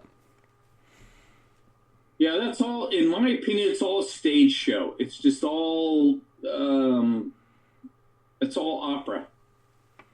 Whatever Oswald was doing was a show, and Ferry was into that show. However, Ferry was involved, according to Rod, picking him up in Mexico and delivering him to Texas, where Rod became the operator of a safe house on Holland Avenue in Dallas, Texas, during the time of the assassination. Oh, my. So in reality, it's David Ferry who brings him brings Rod McKenzie to Dallas, Texas, as a part of and by the way, let's talk about this safe house in Dallas, Texas. This was a mob safe house, a alphabet agency safe house. What do we know? Well, that's where things cross, because we don't know where the mob ends and the alphabet agency begins, right? That's where people get confused, because the mob and the alphabet agencies cross tails all the time, right? So we don't know what's going on. But Rod said he was put in a safe house, and he said it was an old coach house right off of Holland Avenue, and it had like 3 or 4 little compartments and a day room and stuff, and they had people coming in and out for several months that he was there during the time of the Kennedy assassination. And Rod was basically tasked to kind of be the caretaker of the place, get them food, get people food, get them wine, those kinds of things, or whatever they wanted while they were there, and they seem to be coming and going. Yeah, he said it was like a nothing job. And when he got... So here's the interesting thing. So when Rod was running the safe house on the road, which is the carnival thing, one day he's coming home. Coming back to his location where they're going to do another pop out, a carnival outfit. He was banging this little Chippewa girl that he had known for a couple of years. And he's right outside of Wilcox, Arizona. He wasn't drinking, but he was tired. And he fell asleep, and he drove out on the road. And the truck turned over about 5 times. And the cops came out there, and he said he woke up with a flashlight in his face. And the cops said, "Hey, are you okay?" He goes, "No, I'm not okay, because I can't see." He had some kind of a brain damage for a short time, a concussion, and he couldn't see for a few hours. And but they found all this stuff out on the road, all of his, how can I say this? Fake ID stuff that he was doing. Fake ID stuff else, and the cops went, "Holy poop, we have a guy, and we're going to put him in jail." Well, he got a call out to Johnny Rosselli's guys, or Delbert Graham, and he said, "Look, I got arrested. I'm in Wilcox, Arizona, blah, blah, blah, blah." And then he said he never heard anything for at least about 2 weeks. And he thought, well, I'm going to be in jail for the rest of my life. Well, one day, the jailer says, "Okay, you, whatever, go out and you're done." And Rod was one of them. And apparently, at that time, all the people that got out had to walk into town, which was 20 miles. And no one was allowed to pick them up. But Rod said there was a big pickup truck, this guy with a cowboy hat, drove by and he goes, "Are you Mackenzie?" He said, "Oh, yeah." And he said, "Well, I'm Ervil LeBaron." And Johnny Rosselli said, I'm going to drive you down to Mexico. Now, Ervil LeBaron, that's another guy. That's interesting. Look up the book 4 O'Clock Murders. You're going to see Ervil LeBaron was a Mormon polygamist who murdered I don't know how many people. But that was before Mackenzie's time. So he's hanging out with him. And by the way, the Mormons are very closely connected to alphabet agencies and the mafia in this country. No one wants to talk about it, right?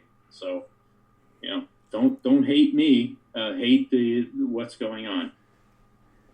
And so he was there for several weeks. And then this woman, who he said was a very cute little girl, he thinks he was about maybe 16 or 17 years old. Her name was Bethel Raycroft. She drove him from Agua Prieta in Mexico up to Texas, and then they said, "You're going to meet somebody you would know," and they went to this bar, and this bar, according to Rod, was a quote fruitcake bar, and David Ferry was there, and David Ferry and also Frederick Rogers was there. We're going to talk about Charles Frederick Rogers in a minute. Yes. And he said, "Hey, tomorrow we're going to drive you up to Dallas." And that's where he went to Dallas, Texas the next day, and he started working at the safe house. And we can talk about the car ride up there. Oh, yeah, it was very eventful. Very, very interesting, yeah. Go ahead. Yeah, we've got plenty of time. Okay. So the next morning, David Ferry apparently, according, this is all according to Rod, okay? The bar that they were in had a lot of transvestites and stuff there, And according to Rod, this woman that he was with, this girl, was very interested in this stuff. And according to Rod, David Ferry said, "Hey, you want to stay with us tonight?" He said, No, I got a room. And he said, "I spent the rest of the night non-faggoting." I'm quoting him. So Bethel Raycroft drove he thought it was a red Firebird. That was the car. And then at 6 o'clock in the morning, they hopped into David Ferry's car, which he said was David Ferry was driving. Charles Frederick Rogers was there. And David Ferry had a Latino boyfriend who was in that car too. And he was in it. So there's 4 people in the car. And they drove from southern Texas up into Dallas. And he said Ferry was a maniac, just driving like 90 miles an hour. He said there was no piss call. They had a jug of water in there they were sharing. Every once in a while they'd stop off for gas or something. But there was no official call. He said Ferry was a maniac. He said you could cut the cigarette smoke with a machete.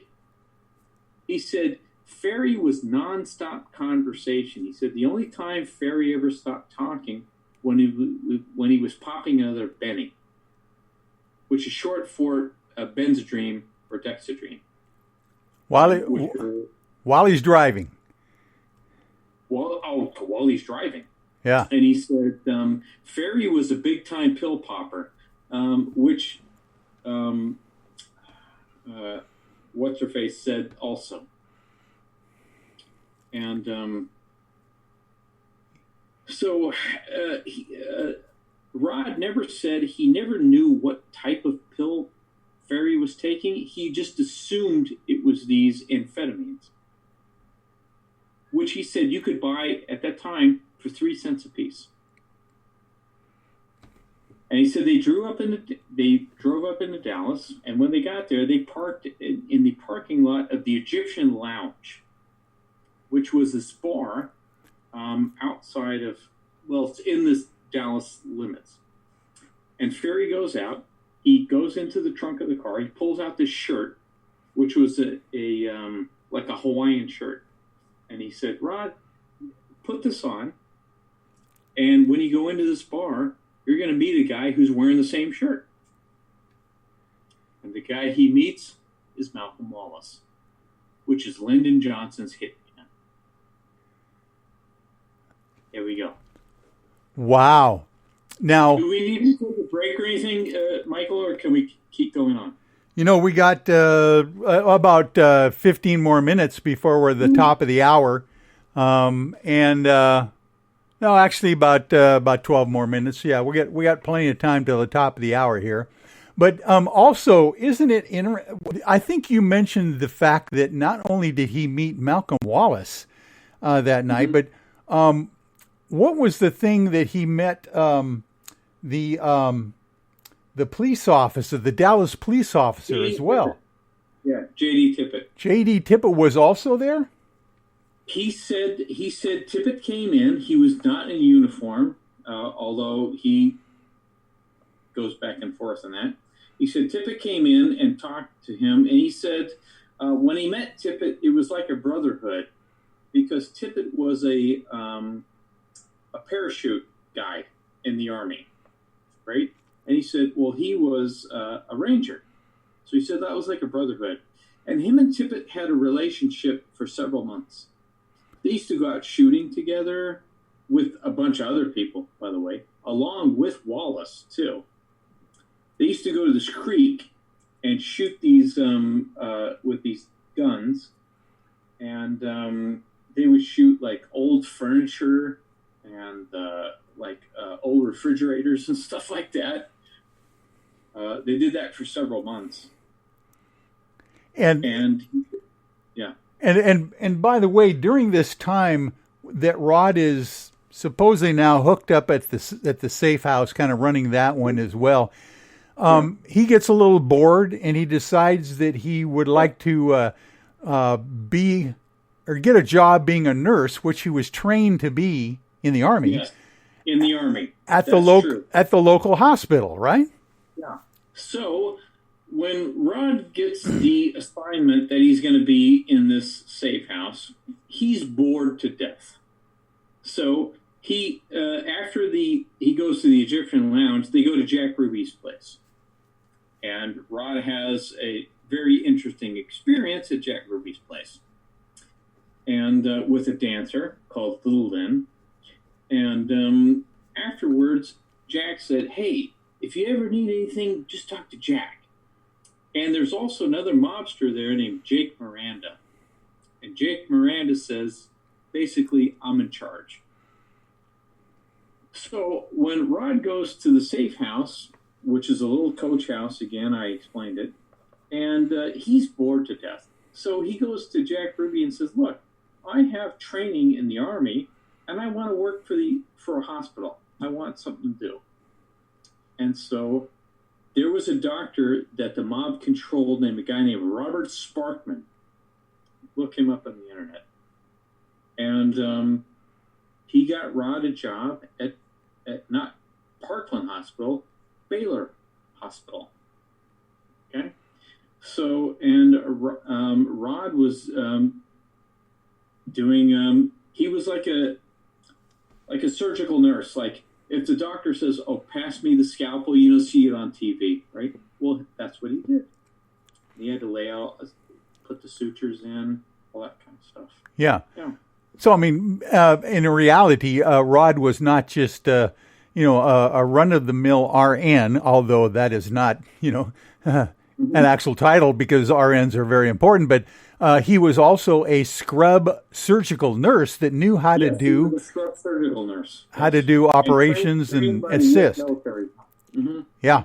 Oh, that's fascinating stuff. This Rod McKenzie is an interesting guy, and still is, by the way. And he is literally then immersing himself into the infrastructure of Dallas, Texas, during this time that is so majorly important during the political upheaval of what's going on in the country and what's going on with politics behind the scenes. Literally, there are people. I don't think a lot of folks realize that there were demonstrations. There were people that were really upset with President Kennedy. Even though he was very popular, there were some people that were thinking that he was not doing a good job. You might want to explain what the upheaval was. There were posters against him for treason. Right? We can see these on the internet today. And that was one of my, by the way, one of my promos for doing my Kennedy assassinations was putting that poster up there. Yeah. Yeah, it was what, wanted or for treason, something like that? Wanted for treason, yeah. I can't believe it. And what was... Produced by H.L. Hunt, who was he was a Texas oil guy, one of the richest people on the planet at the time. Hated Kennedy. Hated him. Thought he was soft on communism. And by the way, one of the reasons that the Texas oil people hated him, because Kennedy wanted to cut something called the oil depletion allowance, which was a little bit of a tax loophole that oil people could save millions of dollars on taxes. Yeah. Kennedy wanted to stop it. And of course, Lyndon Johnson was vice president at the time. He was going to be vice president at the time, right? That's true. Yeah. Mm-hmm. And a very powerful Texan himself, of course. Oh, yeah. Very powerful. Yeah. And of course, that seems to be kind of the place where, from what I gather, you were telling me that there were other opportunities, supposedly, to potentially off the President of the United States prior to Dallas, Texas, that they were also working on as well. Yeah. One in Florida, one in Chicago, and there's rumors one in I'll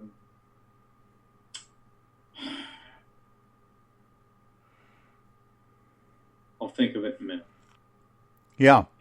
So there were, and for some reason, some of those attempts were pulled back or at least canceled at that time. But everything seemed to come together in Dallas on that November 22nd, 1963. I think what we'll do is we're getting up to the top of the outer hour, and then we're going to, I think, concentrate then on what happened and how it came down as far as Dallas, Texas is concerned, and maybe then your analysis of the shooters, the players, the characters that were involved in that during that period of time. Waiting for you, Michael. I know that. As a matter of fact, there were, I think you mentioned to me at one point, it was almost as if there was a mob/deep state convention going on in Dallas, Texas that weekend or that day. I agree. And including folks like local politicians like, Vice President Nixon, and George W. Bush Sr. and all those folks seem to be involved. And Jr. both photographed in Dallas that day. And the fact that we've got other issues dealing with Lee Harvey Oswald as well that seem to not point to the fact that he was the lone shooter or gunman as well. That's going to be an interesting whole idea of, and even the fact that supposedly the actual route of the cars and the actual presidential cordon thing was changed at the last minute, I understand, and that kind of figures into the thing about. That was with the Cavill brothers, and they're both CIA. Yeah. Oh my, and of course we've got the thing that we're going to spend some time on that, but we're also going to save some time with Rod McKenzie telling you the story of what happened after the assassination and what he was told by supposedly one of the shooters at the time as well, and how it went down as well. So, oh my gosh, we've got one more hour to go, Brian. We're going to pace ourselves, but it's getting hot, Michael. It's getting hot, and we're going to get there. So hang on, and we will be right back in about 6 minutes after this commercial break here on Spaced Out Sunday. So hang in there. We'll be right back. Hey, Space Travelers, this is John Resnick, founder of the Chive and Chive Charities. If you know anything about our website, you know we like to do things a little differently. We're not some faceless organization collecting money for a nebulous cause. Our donor dollars go directly toward life-improving items. Then we give those items directly to an underdog who needs it most. To become a donor with Spaced Out Radio's official charity, Chive Charities, just go to chivecharities.org/donate. Are you an experiencer of something strange that can't be explained? Do you want help finding out what's going on? I'm Ryan Stacy, head of the Experiencer Support Association, otherwise known as TESSA. We've teamed up with Spaced Out Radio to investigate cases filled out in the SOR Sightlines report. We are independent, and there's no cost to what we do. All we need is your experience. Let's find out what's happening together on the SOR Sightlines report.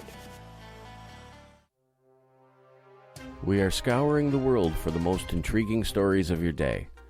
Take the time to read up on the SOR Newswire, where our team, led by Captain Shirk, will deliver to you some of the best paranormal and supernatural news, along with some stories that will blow your mind from the weird to the wacky.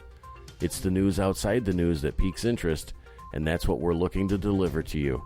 The SOR Newswire, only at spacedoutradio.com. Hi there, this is Dave Scott, and I'm bringing you the Woo every Monday through Friday on Spaced Out Radio. I'm going all out to bring you the strangest, oddest stories and subjects I could find for your entertainment. Why? Because when we hit peak Woo, I know I've done my job. So come tune us in at spacedoutradio.com, 9:06 Pacific, 12:06 a.m. Eastern, and together, my friends, we own the night.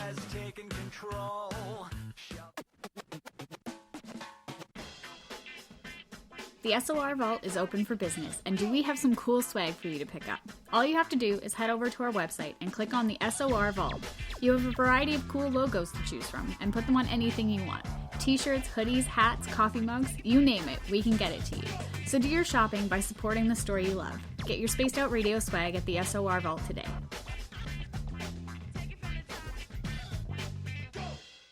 If you like it hot, real hot, then heat up your meals with Bumblefoot hot sauce. Get your Bumblefoot hot sauce today. The sauce, Bumblicious, and the 4 million Scoville unit Bumble. We're going in hot, real hot, coming out even hotter. Keep the milk nearby and tantalize your taste buds tonight. Bumblefoot hot sauce, available now at kajans.com. Hello, Space Travelers. It's me again, Carl. Don't forget to join the Space Travelers Club for just $5 a month and follow Spaced Out Radio on Twitter at Spaced Out Radio. Our Instagram, Dave Scott SOR. Our Facebook page is Spaced Out Radio Show. Our archives are free at youtube.com/Spaced Out Radio. Come woo it up with Spaced Out Radio today. Bye!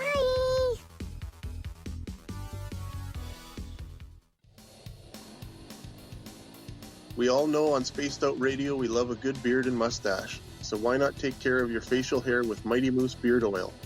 Made in Canada, we're taking care of beards and stashes around the world. We use 100% natural ingredients with our oils and balms to make your whiskers feel silky smooth. Use promo code SOR2019 at mightymoosebeard.com today.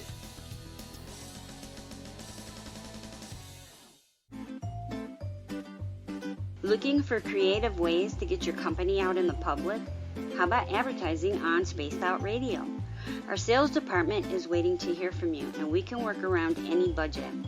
From commercial spots to banners to special promotions, there are many opportunities to get your name and product out to our SOR listeners. For a price guide and more information, please contact us at sales@spacedoutradio.com.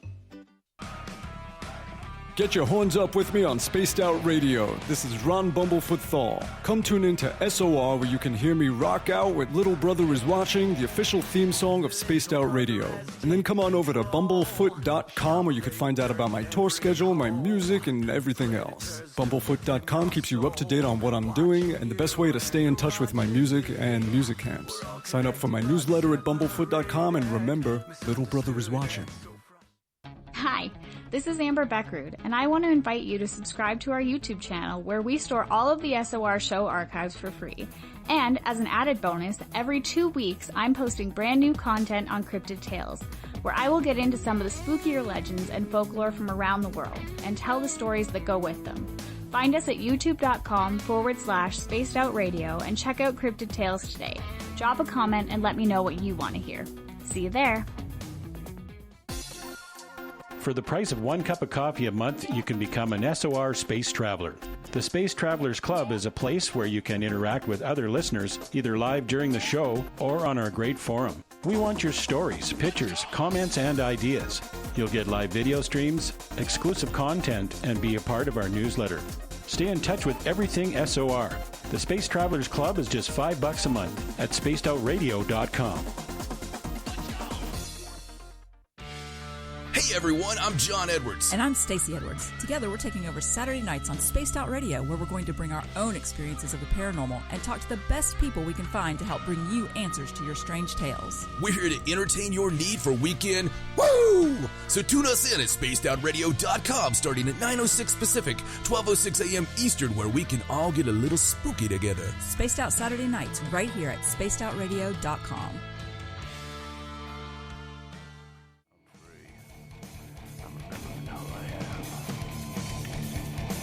My hands can feel good. I'm free. I'm remembering who I am. My hands can feel good. Okay, welcome back to the third and final hour of Spaced Out Sunday. I am your host, Michael W. Hall. Thanks for being with us tonight. We welcome back everyone listening in on our terrestrial affiliates, WQEE 99.1 FM in Noonan, Georgia, and UPRN 107.7 FM in New Orleans. On the digital side, we're also on Revolution Radio. And don't forget, you can always check out our archives at youtube.com/Spaced Out Radio. Do us all a favor and hit that subscribe button. Our website is spacedoutradio.com, where we have a plethora of features for you, including rocking out to some Bumblefoot, shopping at our Spaced Out Radio store, and catching up on Captain Shirk's SOR Newswire, and so much more. Okay, so we are back. Boy, this is the last hour. We got to cram it all in now on getting to the bottom line of what the heck happened on November 22nd, 1963. Oh, yeah, you got the old stogie all fired up, huh? Yes, I do. Yeah. I need my cigars, Michael. You know that. Yeah, you do. And, well, it's kind of nice that you're able to go outside and still have connectivity with us. So thank you for that. Yeah.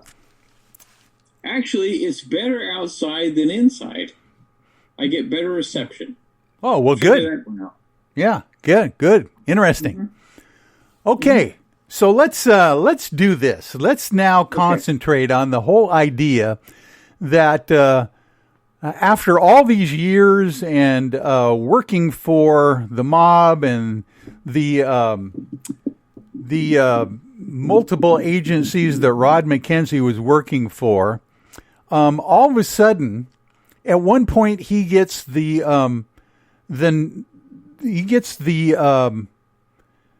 order that he is going to be kicked out of the safe house for a period of time. You want to pick up there? Well, he never got the order he was going to get kicked out. So what happened was, when he was in the safe house and working for Baylor Hospital, he was ordered to work at the other hospital, Parkland Hospital, which is where Kennedy's, and Oswald were both there. And after a few weeks, he was ordered to stop working there. And he worked for another hospital, he said, which was a butchery shop. I can't remember the name of that hospital. And then he said to his mob associates, hey, can I go back on the carnival circuit? And they said, yeah, of course you can. Well, and then he fled the country. He just left. Well, but this was after, of course, the assassination thing. So what I was trying to lead up to, the idea that at one point, he surreptitiously gets the notice that he's got to move out of the safe house for a period of time, coming up to the November 22nd era, right? For some reason. This was before the assassination. Yeah. A couple weeks before the assassination, he's told, leave the safe house and go to this Cabana Hotel, which, by the way, still exists. And you're going to stay there. We're going to have a room for you on the bottom floor. And he's there for several weeks. I mean, maybe it could be 3 to 5. I don't know. And he doesn't remember either. But the night before, he is sitting there, and he went downtown because he was having a good time with one of Jack Ruby's barmaids. She wasn't a dancer. She was like a greeter. Her name was Alice Alexander. Well, he went to go find her, and he went to several places, and he saw Johnny Rosselli that night at a different place. Gave him a little high sign, didn't say anything to him, and saw him there. Then he couldn't find Alice Alexander. So he went back to his hotel at the at that place I mentioned. And then there was a big, huge party in a room across the way. And he wanted to tell him to shut up because he was tired. It was late at night. So when he opened up the door, he saw several people that he knew. One was Esperanza Martinez, who was a hit lady, who was on his payroll for a while and hiding out. Then he saw, I'm going to butcher his name. And also Richard Nixon showed up, according to Rod. In a limo with a driver, all of a sudden pulls up to the Cabana Motel. Cabana Hotel.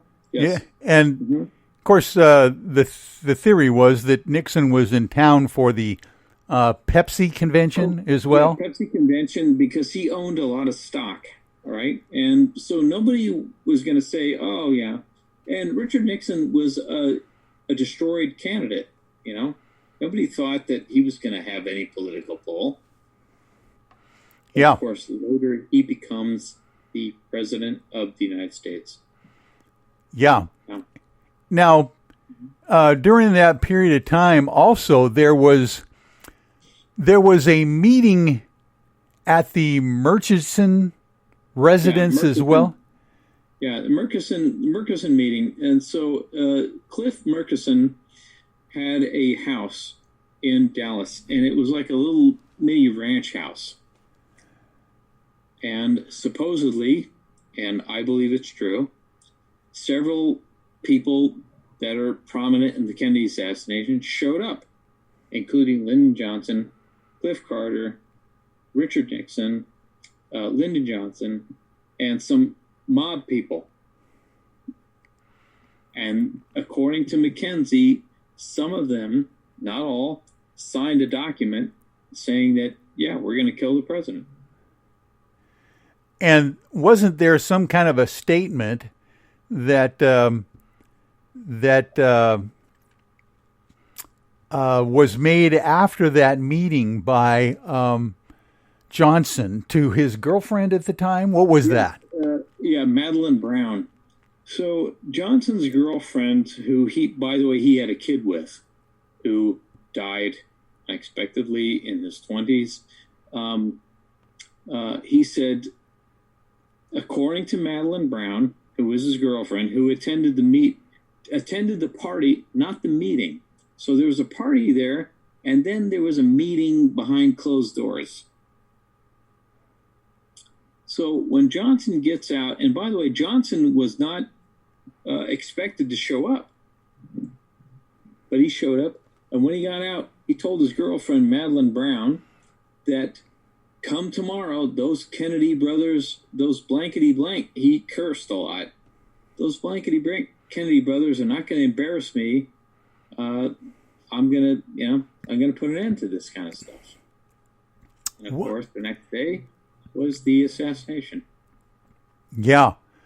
Oh my. And there is also a story that you mentioned as well, is that at one point before Rod Mackenzie left the safe house to go to the Cabana Motel, he mentioned that there were some strange characters that moved in. You want to explain who these Corsican guys might be? Yeah. So Rod said that there were some Corsican guys that were there a couple weeks before.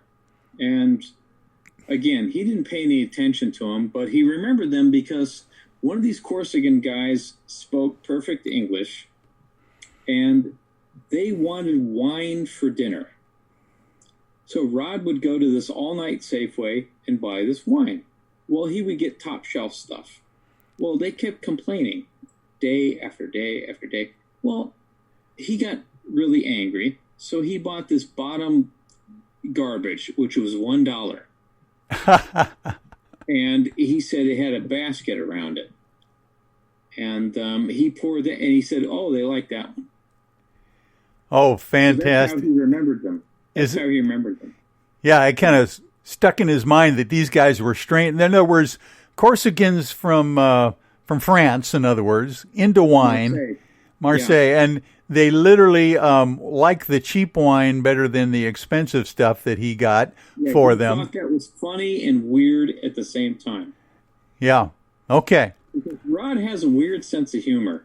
You know, he'll try to please you and try to do things, but after you jerk him around, he's going to do something weird. Yeah. And that's when he bought the cheap garbage, and they liked it. He said, "Oh, this is the wine we drink in France." Well, it wasn't. It was Italian cheap garbage wine. But anyway, he was shocked that they liked it, and everyone was happy, and that was the thing that he remembered.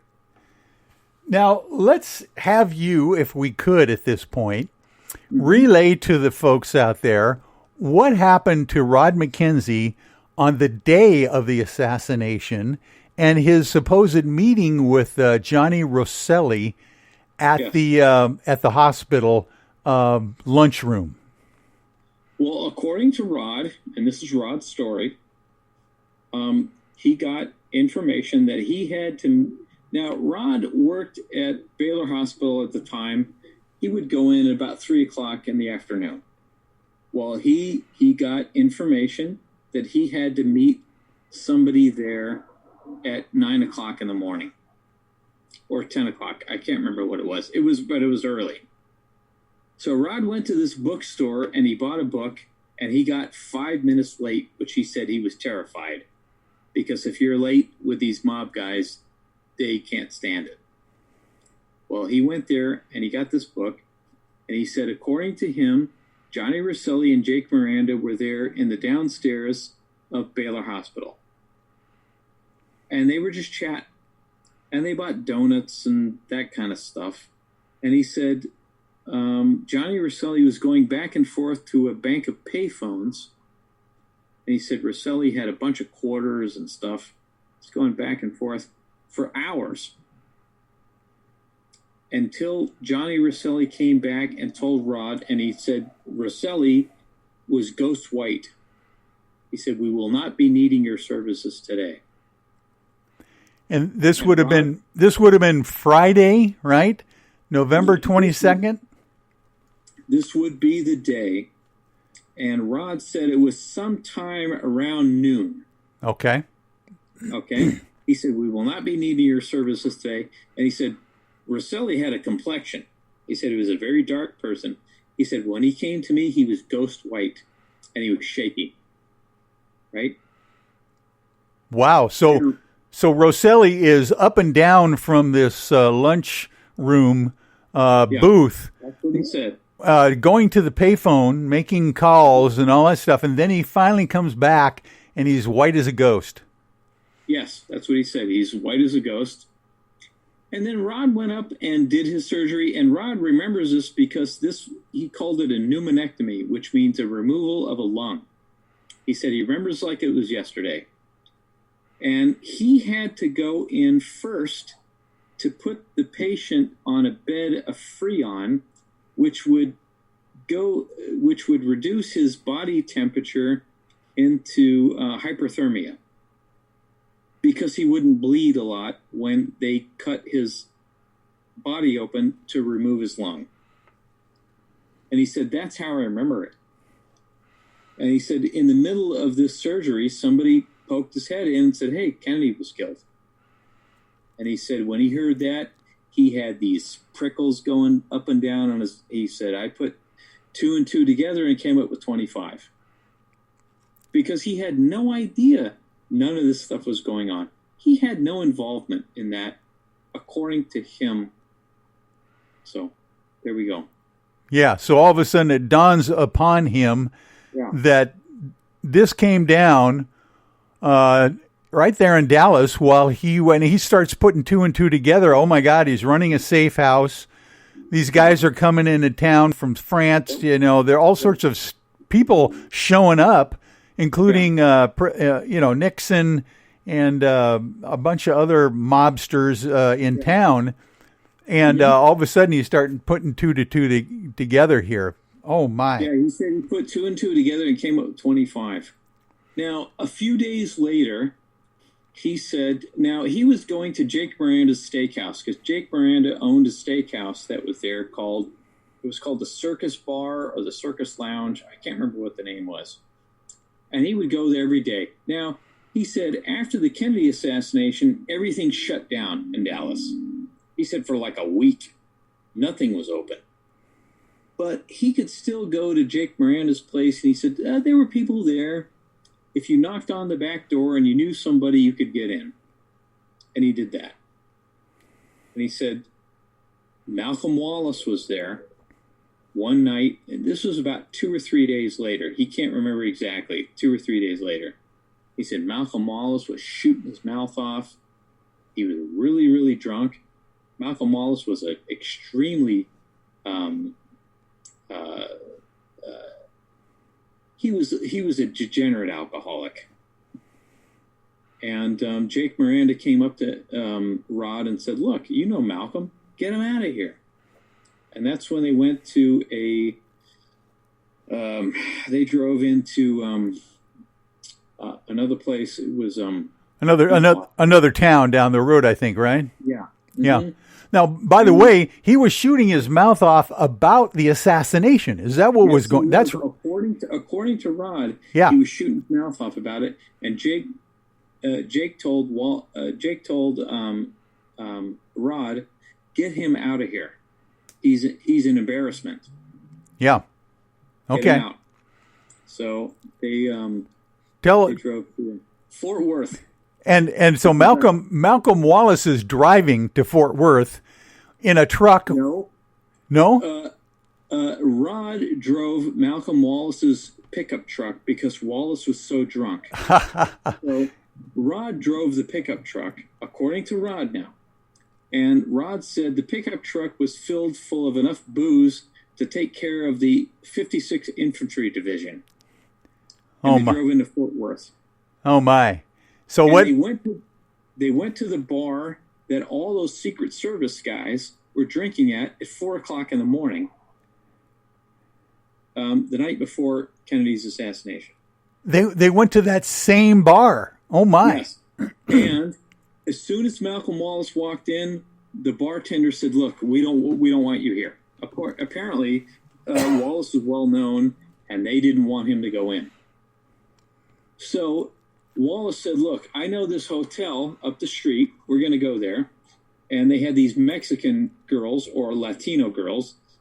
Rod said he thought they were Mexican, but he doesn't know exactly. But they were South Americans of some kind. And they start partying with the girls. They start having sex with them. And afterwards, Wallace, in a drunken haze, starts giving Mackenzie the names of the people who were there, and he said they trained in Red Rock, Colorado. Now, to set the scene, these two ladies are passed out, and it's just Malcolm Wallace and Rod Mackenzie talking in the middle of the night. Yes, and Malcolm Wallace is spilling the beans of the details of the assassination to Rod Mackenzie. And you told me that Rod was looking for every kind of piece of paper in his pocket and everything he could, going to the bathroom to write down names and dates and everything. Yes. Tell us about that. Rod said there was a little pencil. You ever, when you were a kid, you ever went to a bowling alley and got those little tiny pencils? Yeah. Okay, he said there was one of them in the hotel room. So he grabbed one of them, and he's writing everything down on all these wrappers. He said he wrote down on, okay, hold on a second. He wrote down on a candy bar wrapper and Kotex wrappers, and he's stuffing them into his pockets, back and forth to the bathroom. And Wallace is just spilling his guts. And these are details about the shooters? Is that what's going on? Yeah, according to Mackenzie, yes. And Mackenzie denies this. He says, look, it's not me, it's Wallace. And now we have to make this very clear. This is not Mackenzie's story. It's not. It's Wallace's story. Yes. Okay? We have to make that very clear. It's not Mackenzie's story, it's Wallace's story. And by the way, this story is outlined in Rod's self-published book. And what is the name of that book? If people, I think they can still find this book if they wanted to buy it. Well, it's scrubbed from the internet. Oh. It's called The Men That Don't Fit In. By Rod McKenzie. Yeah. By the way, Michael, there is another book published by a guy named Robert Galen Ross called The Elite Killers of Lincoln, JFK, RFK, and MLK. And it gives almost the exact people there that Rod says in his memoir. Oh, my. I didn't know that. Yeah. Oh, that's interesting. Mm-hmm. Okay. So, so basically then, he literally now is setting the scene. Malcolm Wallace is setting the scene for Rod McKenzie of what the details of how things came down in Dealey Plaza and where were the nests of shooters, multiple nests, I understand. And you know what I think what we'll do is we're going to save the details for who the heck these shooters could be till after the break at the bottom of the hour. But I want to, because I think what we'll do is drill down on exactly what the heck happened and the fact that supposedly, there was no way that Lee Harvey Oswald could have potentially even made all these shots that were supposedly it's made as well. Impossible. Yeah, it's physically impossible. I think there was some analysis done with the potential shooters using that old Carcano rifle or a very similar rifle at the time to see if it was capable of being able to being shot 3 times and hitting its target and that kind of thing. I think it was some Jesse Ventura even did a little special on that as well. Let alone the fact that there are different angles that supposedly come into play in some of these shots as well. So now it's possible to recycle that rifle to shoot, but you can't aim it at that time, right? So Jesse Ventura did that, but it's the world's crappiest shoulder weapon. At the time the shoulder weapon was involved, and this is in the 1950s, the Italians called it a humane rifle because past 50 yards, you couldn't hit anything with it because it's so inaccurate. So how would you take a piece of garbage like that and do 2 accurate shots with it from that in a moving target through a tree, by the way? Yeah. No one mentions the tree. Yeah. Through that tree and through that, it can't be done. It's physically impossible. Let alone, I think the forensic audio analysis shows that there's at least 3 shots and maybe more that were shot. There's possibly 11 to 13 shots. Now, some people say there's up to 15 shots. I don't know. I wasn't there. But let's count the shots. Michael. There's one shot that misses the target completely and hits a curb, and that's a guy named James Tegg was nicked on his face through it hit the curb, and either a piece of the bullet or the piece of the shot nicked his face. Yeah. Okay, that's 1. Okay. 2, there's a bullet hole that hit through the windshield. Right. There's a bullet that hit the chrome strip on the car. That's 3. There's a bullet that hit Kennedy in the back. There's a bullet that hit Kennedy in the head, possibly multiple shots. That's many. Could be up to 3 or 4. Connolly was hit in the shoulder. He's hit in the wrist. He's hit in the leg. And there's a bullet found in the grass. Nobody ever mentions that bullet. That's at least 11 shots. Yeah. That's at least 11. And people say, Brian, multiple bullets can do multiple damage. Well, let's eradicate some of those things. Let's say the one that the bullet, and by the way, Kennedy's hit in the throat too. Well, let's say the bullet that went through the windshield hit him in the throat. That's still 10. And let's say the one that hit Connolly in the shoulder and the wrist, let's say that's the same bullet. I think it's different. That's still 9. And they're coming from different directions. Yes. Oh, that's the key. That's the key right there. Okay, listen, we got to take our break at the bottom of the hour. We will be right back, and then we're going to wrap up this puppy at the bottom or the top of the hour here, and we're going to get down to the details here. So hang on Spaced Out Sunday. Need that weekend's supernatural fix? Look no further than Spaced Out Saturday right here at spacedoutradio.com. I'm Stacey Edwards. And I'm John Edwards. Each Saturday night, Stacey and I are going to bring you the best in paranormal, cryptids, UFOs, you name it, and we're going there. It's all about the experience and to share the knowledge with all of you. So tune us in every Saturday night on Spaced Out Saturdays, starting at 9:06 p.m. Pacific, 12:06 a.m. Eastern, only at spacedoutradio.com. I'm feeling a little spicy tonight. What to do? Why not get Bumblefuck? 4 million Scoville units of pure hard rock. Bumblefoot hot sauces come in 3 flavors. The burning Bumble. Tone it down a bit with Bumblicious and throw the sauce on everything. Spice it up. Bumble me, baby. Bumblefoot hot sauce. Get it today at kajans.com. Are you looking for great advertising value for your company? Look no further than Spaced Out Radio. We have a multitude of places to get your name out there, including commercial ads during the show, special promotions, and banners on our website. Our audience is proven to support the companies that support our show. We can make your budget work for you. So for more information, please contact us at sales@spacedoutradio.com.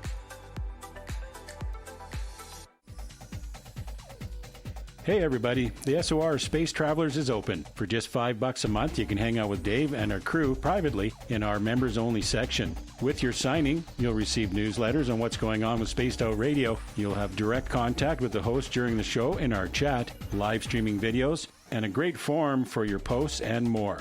Become a space traveler now at spacedoutradio.com.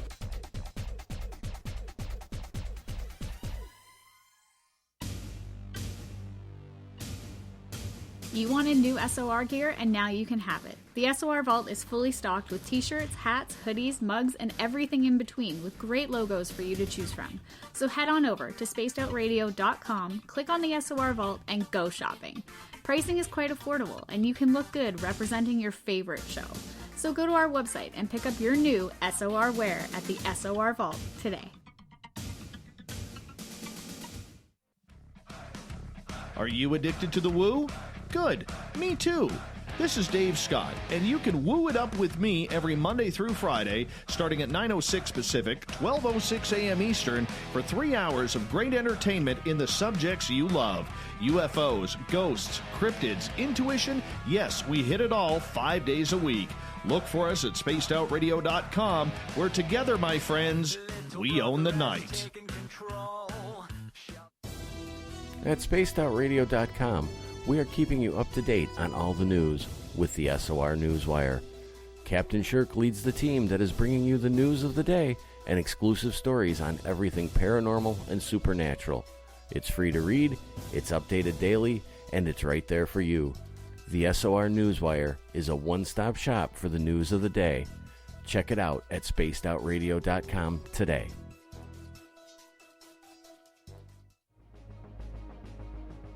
Hello everyone, this is Ryan Stacy from the Experiencer Support Association, otherwise known as TESSA. We're glad to team up with Spaced Out Radio to help investigate your experiences on the SOR Sightlines Report. Together, we'll investigate the strange sightings and occurrences you've had. We're looking for answers just like you. So fill out a Sightlines report on the Spaced Out Radio website and let's figure out what's going on together. Hey Spaced Out Radio fans, it's John Resig, founder of the Chive and Chive Charities. Our goal is to make the life of veterans, first responders, and those with rare medical conditions 10% happier. We do this by donating one grant item, ranging from dance to therapy programs to prosthetic limbs, to those who need it most. To contribute to Spaced Out Radio's official charity, head over to chivecharities.org and become a donor today. Hello, this is your guitar man, Ron Bumblefoot Thal, and I have to tell you, I love the response I get for Little Brother is Watching from Spaced Out Radio fans. It's amazing how music can inspire and make people think deeper about what's going on in the supernatural world. You can head over to my website, bumblefoot.com, to check out my music, my guitar workshops, my touring, even check out some of the hot sauces that I'm working on. And make sure you keep on listening, because with Spaced Out Radio, you know Little Brother is watching. From the heartlands of Canada to beards around the world, we know how to take care of you. Fill your follicles with the Mighty Moose Beard Oil. All our oils and balms are handmade and 100% natural ingredients because we care about your beard. And hey, use the promo code SOR2019 and get your Mighty Moose Beard Oil today. You can check us out on our website, mightymoosebeard.com.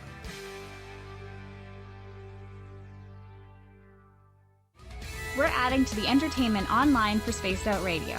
I'm Amber Beckrud, and I want to invite you to subscribe to our YouTube channel and check out Cryptid Tales, where I will take you on a journey into some of the strangest legends and lore from around the world, relaying the stories to you of the strange creatures and experiences that people have had throughout time. You can find Cryptid Tales at youtube.com/Spaced Out Radio, and while you're there, don't forget to check out our free archives and leave a comment. See you there.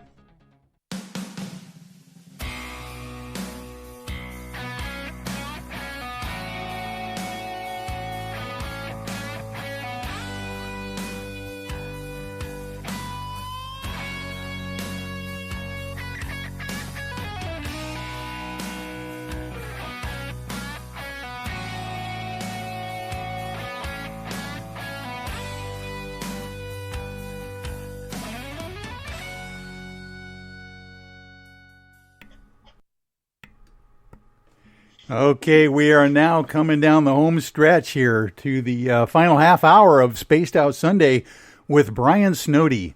And we are now talking about the details of what went on in Dealey Plaza on that fateful day, November 22nd of 1963. Brian, at this point, is there any way we can now, probably with your expertise, outline the players that were involved at Dealey Plaza? Yeah, we can say that. Rod had published this in a memoir called The Men That Don't Fit In. And it's also detailed in a book called... Let's show this. Can you see this? Your video went out for some reason, so we don't see you. Okay. We've got your name up there, but I don't see the video right now of you. Okay, let's try to put this on here. Take your time. I'm a little. Hold on a second. I'm trying to get something published here. Can you see me now? No, can't see you yet, but we can hear you fine at this point. Okay. Let's see if we can get the video. I'm sorry, Michael. It's all right. That's okay. Can you see me now? No. Okay. But are you holding up another book? Is that what you're holding up? Yeah, I'm holding up another book. Just give us the title. That's all. The title is called The Elite Serial Killers of Lincoln, JFK, RFK, and MLK by a guy named Robert Galen Ross Sr. And he details this in he describes them almost exactly that Mackenzie talked about in his memoir. So this is how can I say it? It's a cross representation of what's going on. Yeah. Okay. Interesting. Okay. So, indeed, then we've got the idea that there were potentially multiple nests or groups of shooters. Let's walk through that. These are things now that Malcolm Wallace has told Rod McKenzie, that Rod McKenzie wrote down and put in his book, that seemed to be corroborated by this other book as well. So I'm going to let you take it from there, and you explain what we're dealing with here in Dealey Plaza. We can go through the shooters. According to Rod McKenzie and according to Galen Ross, they're almost identical. According to Rod McKenzie, there was most of the lists of the not involved directly, but the killing teams, however, were Cliff Carter, Carlos Marcello, Jack Grimm, Jack Rubenstein, Malcolm Wallace, George Reese, Cliff Carter.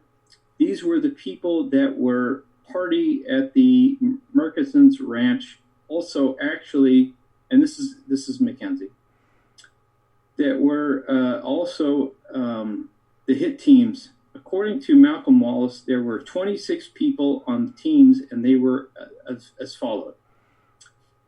He lists in the command area on the second floor of the Texas School Book. They were Cliff Carter, Carlos Marcello, Jack Rubenstein, and George Reese. And that was considered the command center of the entire event, was what you're saying. Mm-hmm. He also said, in the alley, behind the fence, and above the so-called grassy knoll, Clyde Faust, John Ernst, Jack Grimm, and Joseph P. Dugan. We can get into Dugan's thing later. Oh my gosh! What about James Files? Was he at all anywhere near the picket fence? No, according to McKenzie, Files was not involved in any way. Ah, interesting. Okay. Also, McKenzie lists. Again, this is not McKenzie. This is Wallace. Yes. Under the bridge, in case of the president was not shot, and above the RR area. RR, I think, is the railroad. Right. Okay, these people were never used, according to him. Again, according to Wallace. Charles Harrelson, Percy Chaunson Holt, and Charles Frederick Rogers. And a guy named Dimitri. Dimitri is a guy who was associated with the. He was an ex-Baptist minister, which transcended to the Orthodox faith, and apparently he was associated with the Oswalds. Oh my! Now, was Dimitri at all then? Was he separate from these three tramps that you were just mentioning, or was he a part of them? With him, but he was not arrested with them. Okay, all right. Because the three tramps were arrested, and Dimitri was not arrested with them. He also said on the roof of the county records building, Harry Weatherford, Roger Craig, and Richard Scalzetti, and a guy named Michael Victor Mers. We're going to get to that too. That's another alias. Oh, so some of these are aliases as well. Yes. Well, we're going to get to that too. Okay. He said on the 6th floor, the Texas School Book building, Ruth Ann Martinez, Lee Harvey Oswald, he said he was under a spell. Really? Yeah. And he said and Lawrence Loy Factor. He said in the Dow, Texas building, supposed to be on the top, but they had some problems. Eugene Hale Brading, Frank Farini, which is Frank Sturgis, Ralph Chichi Quintero, and Richard Kane. Now, Richard Kane was Scalzetti. So there's two people mentioned at the same time. So we don't know if Malcolm Wallace is either too drunk to remember this or he's giving disinformation. You don't know. Okay. And this is according to Wallace. So these are the shootings according to Wallace. And you might want to explain a little bit about the idea that that Loy Factor was quite a sharpshooter himself, right? This guy could pop the dice. This guy could pop the pips off a dice at 1,000 yards. I mean, this guy couldn't miss. Wow. And Loy Factor, according to Rod, Loy met him on a train car several months later, and Loy told him that he couldn't shoot him. Matter of fact, the theory was that he aimed high to miss him for sure. High or low, whatever it was. Yeah. And this could have been, and again, theory, the shot that Nick James tagged. Yeah. Yeah, they hit that kind of hit the ground or the sidewalk and glanced off, which would have been probably over the motorcade if he went high. Yeah, exactly. So he said Lloyd couldn't miss. So Lloyd told him personally that he couldn't shoot the president at the last minute, and he missed on purpose. Okay.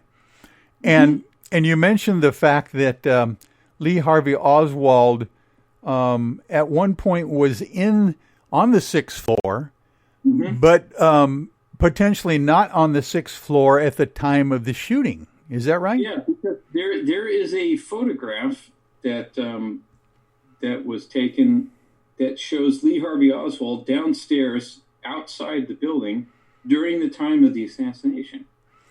As the motorcade is driving by, yeah. Someone across the street is taking a picture of the motorcade with the school book depository in the background, which seems to show that it's Lee Harvey Oswald in the doorway, just observing the motorcade as it goes by. Now, you mentioned that Lee Harvey Oswald potentially was in either a trance or pretending to be in a trance.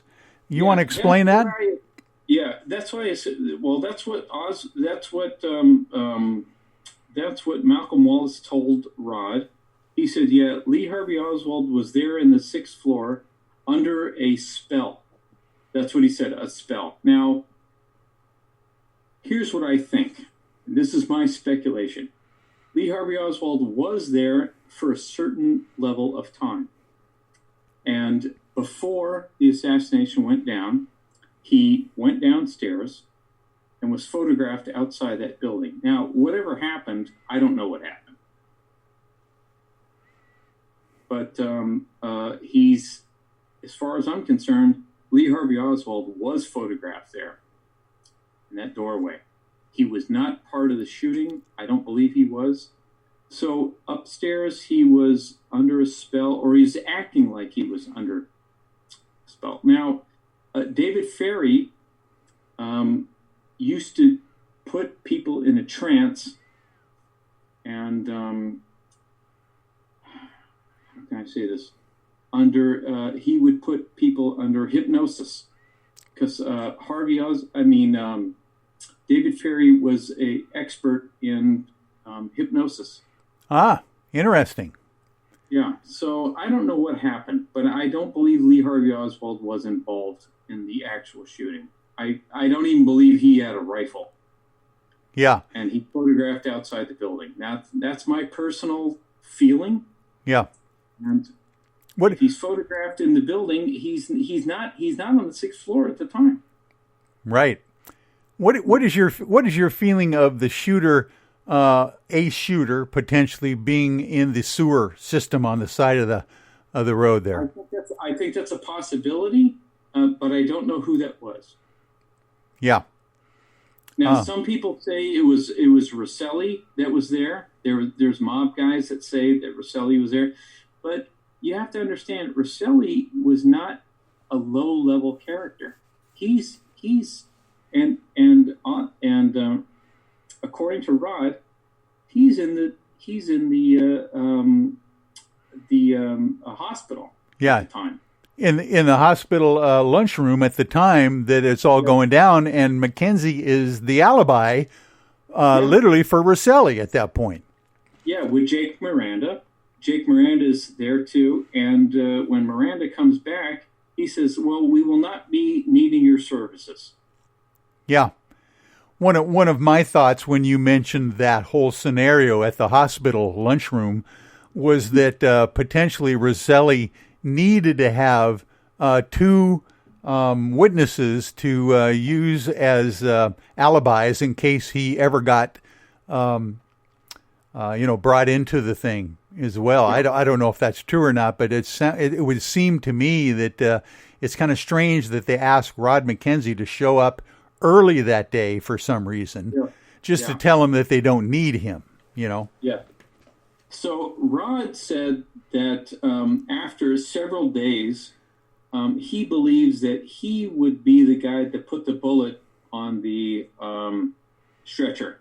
Yeah, that is fascinating to me. In reality, they had both hospitals covered with mob employees just in case Kennedy's or the body ends up showing up at not Parkland Hospital, but the Baylor Hospital where Rod Mackenzie was. Baylor was closer to the assassination. Parkland was down the road, and on the so if you just drive down the road, you'll get to Baylor.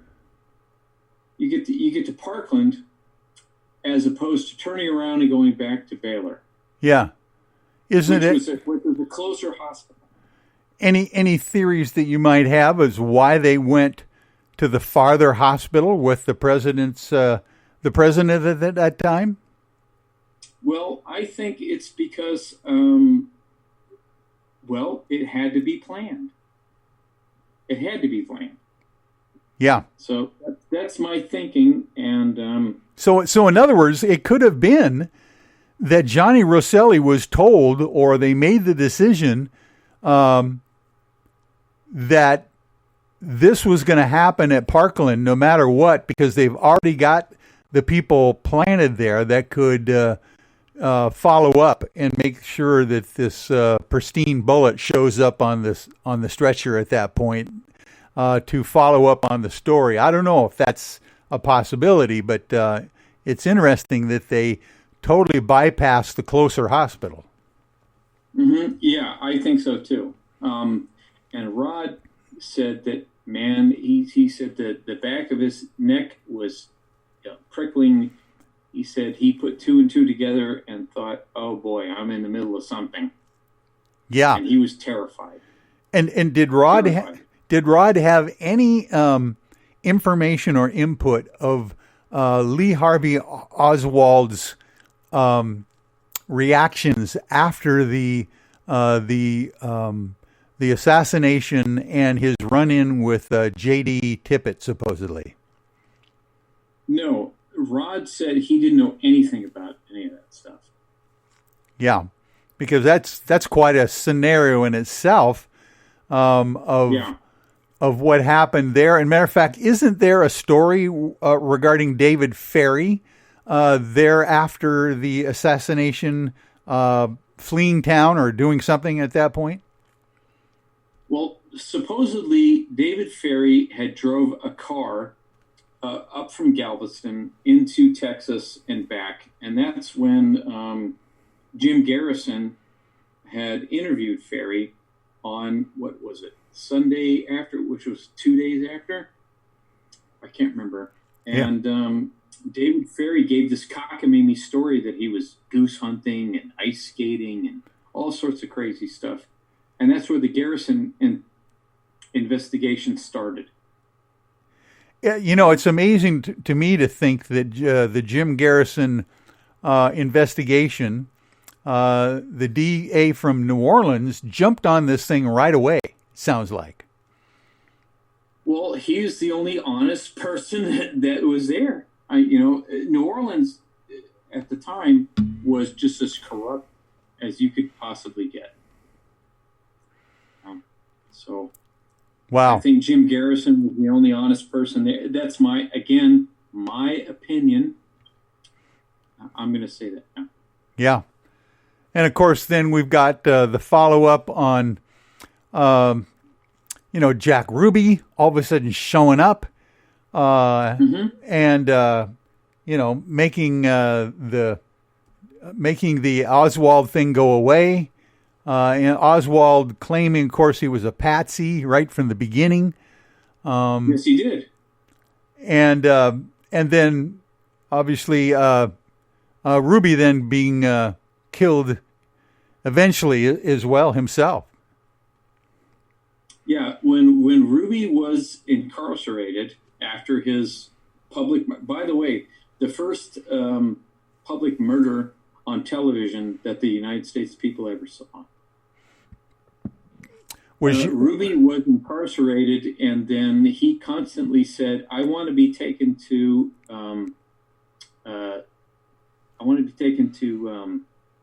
Washington D.C. and I'll tell my story," but they never did it. Right. And then Ruby claimed that he was injected with cancer, and of course, a few weeks later, he died of an extremely aggressive form of cancer. Wow. Yeah, talk about aggressive. That's amazing. Well, Brian, I tell you what, I have really put you through the ringer here, trying to condense all of these months and years of research that you've done on the JFK assassination into a 2.5 hour radio show. I want to apologize, but I want to thank you for all that you were able to relay to us tonight. This is a fascinating story. And by the way, as we all know, Oliver Stone now is talking about doing another JFK assassination film. You want to mention that? Yeah, I just heard about it. I heard about it from you, Michael. You sent me that email the other day. Yeah. And I didn't know Oliver Stone was doing something new, and I'd like to see what he does. Yeah. But what Oliver Stone leaves out is I'm going to say this one, is the Israel connection. That's what he is famous for, or that's where he's headed. Yeah.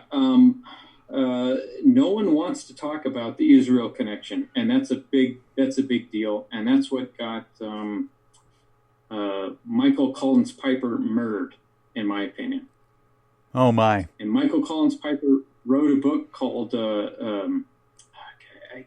can't remember the name of the book. I'll think about it. Final chapters, final something, and we can't leave that out because Itzhak Rabin was in Dallas, Texas at the time.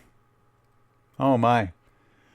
Well, listen, Brian, before we let you go, we've got to be able to allow people to go to wherever they can to find your lectures on YouTube. You want to explain how people can find your material and be able to get up to speed on this whole issue?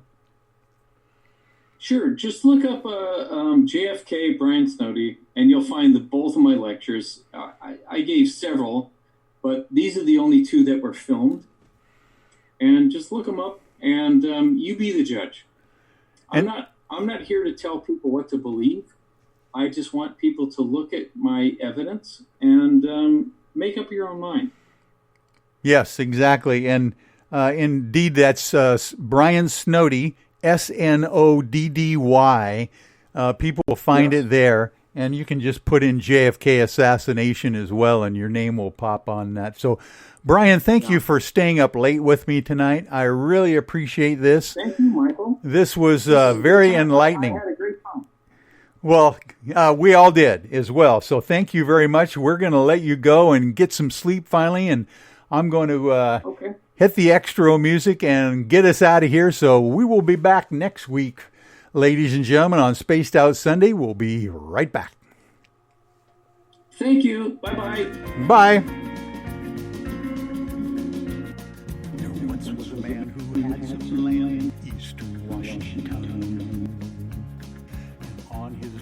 This man, he had a deep dark hole upon. People came from miles around to throw their trash down in, to see how deep the hole was and listen for its end. Then one day, that fateful day, they forced Mel off his land. They paid him off and sent him off down under with a plan. They hid Mel's hole and covered it up so ne'er it could be found, so no one would ever know what's deep down in Mel's ground. Yippee-yi-yay,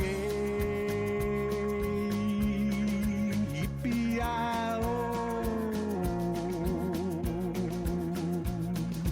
There's no bottom to Mel's hole.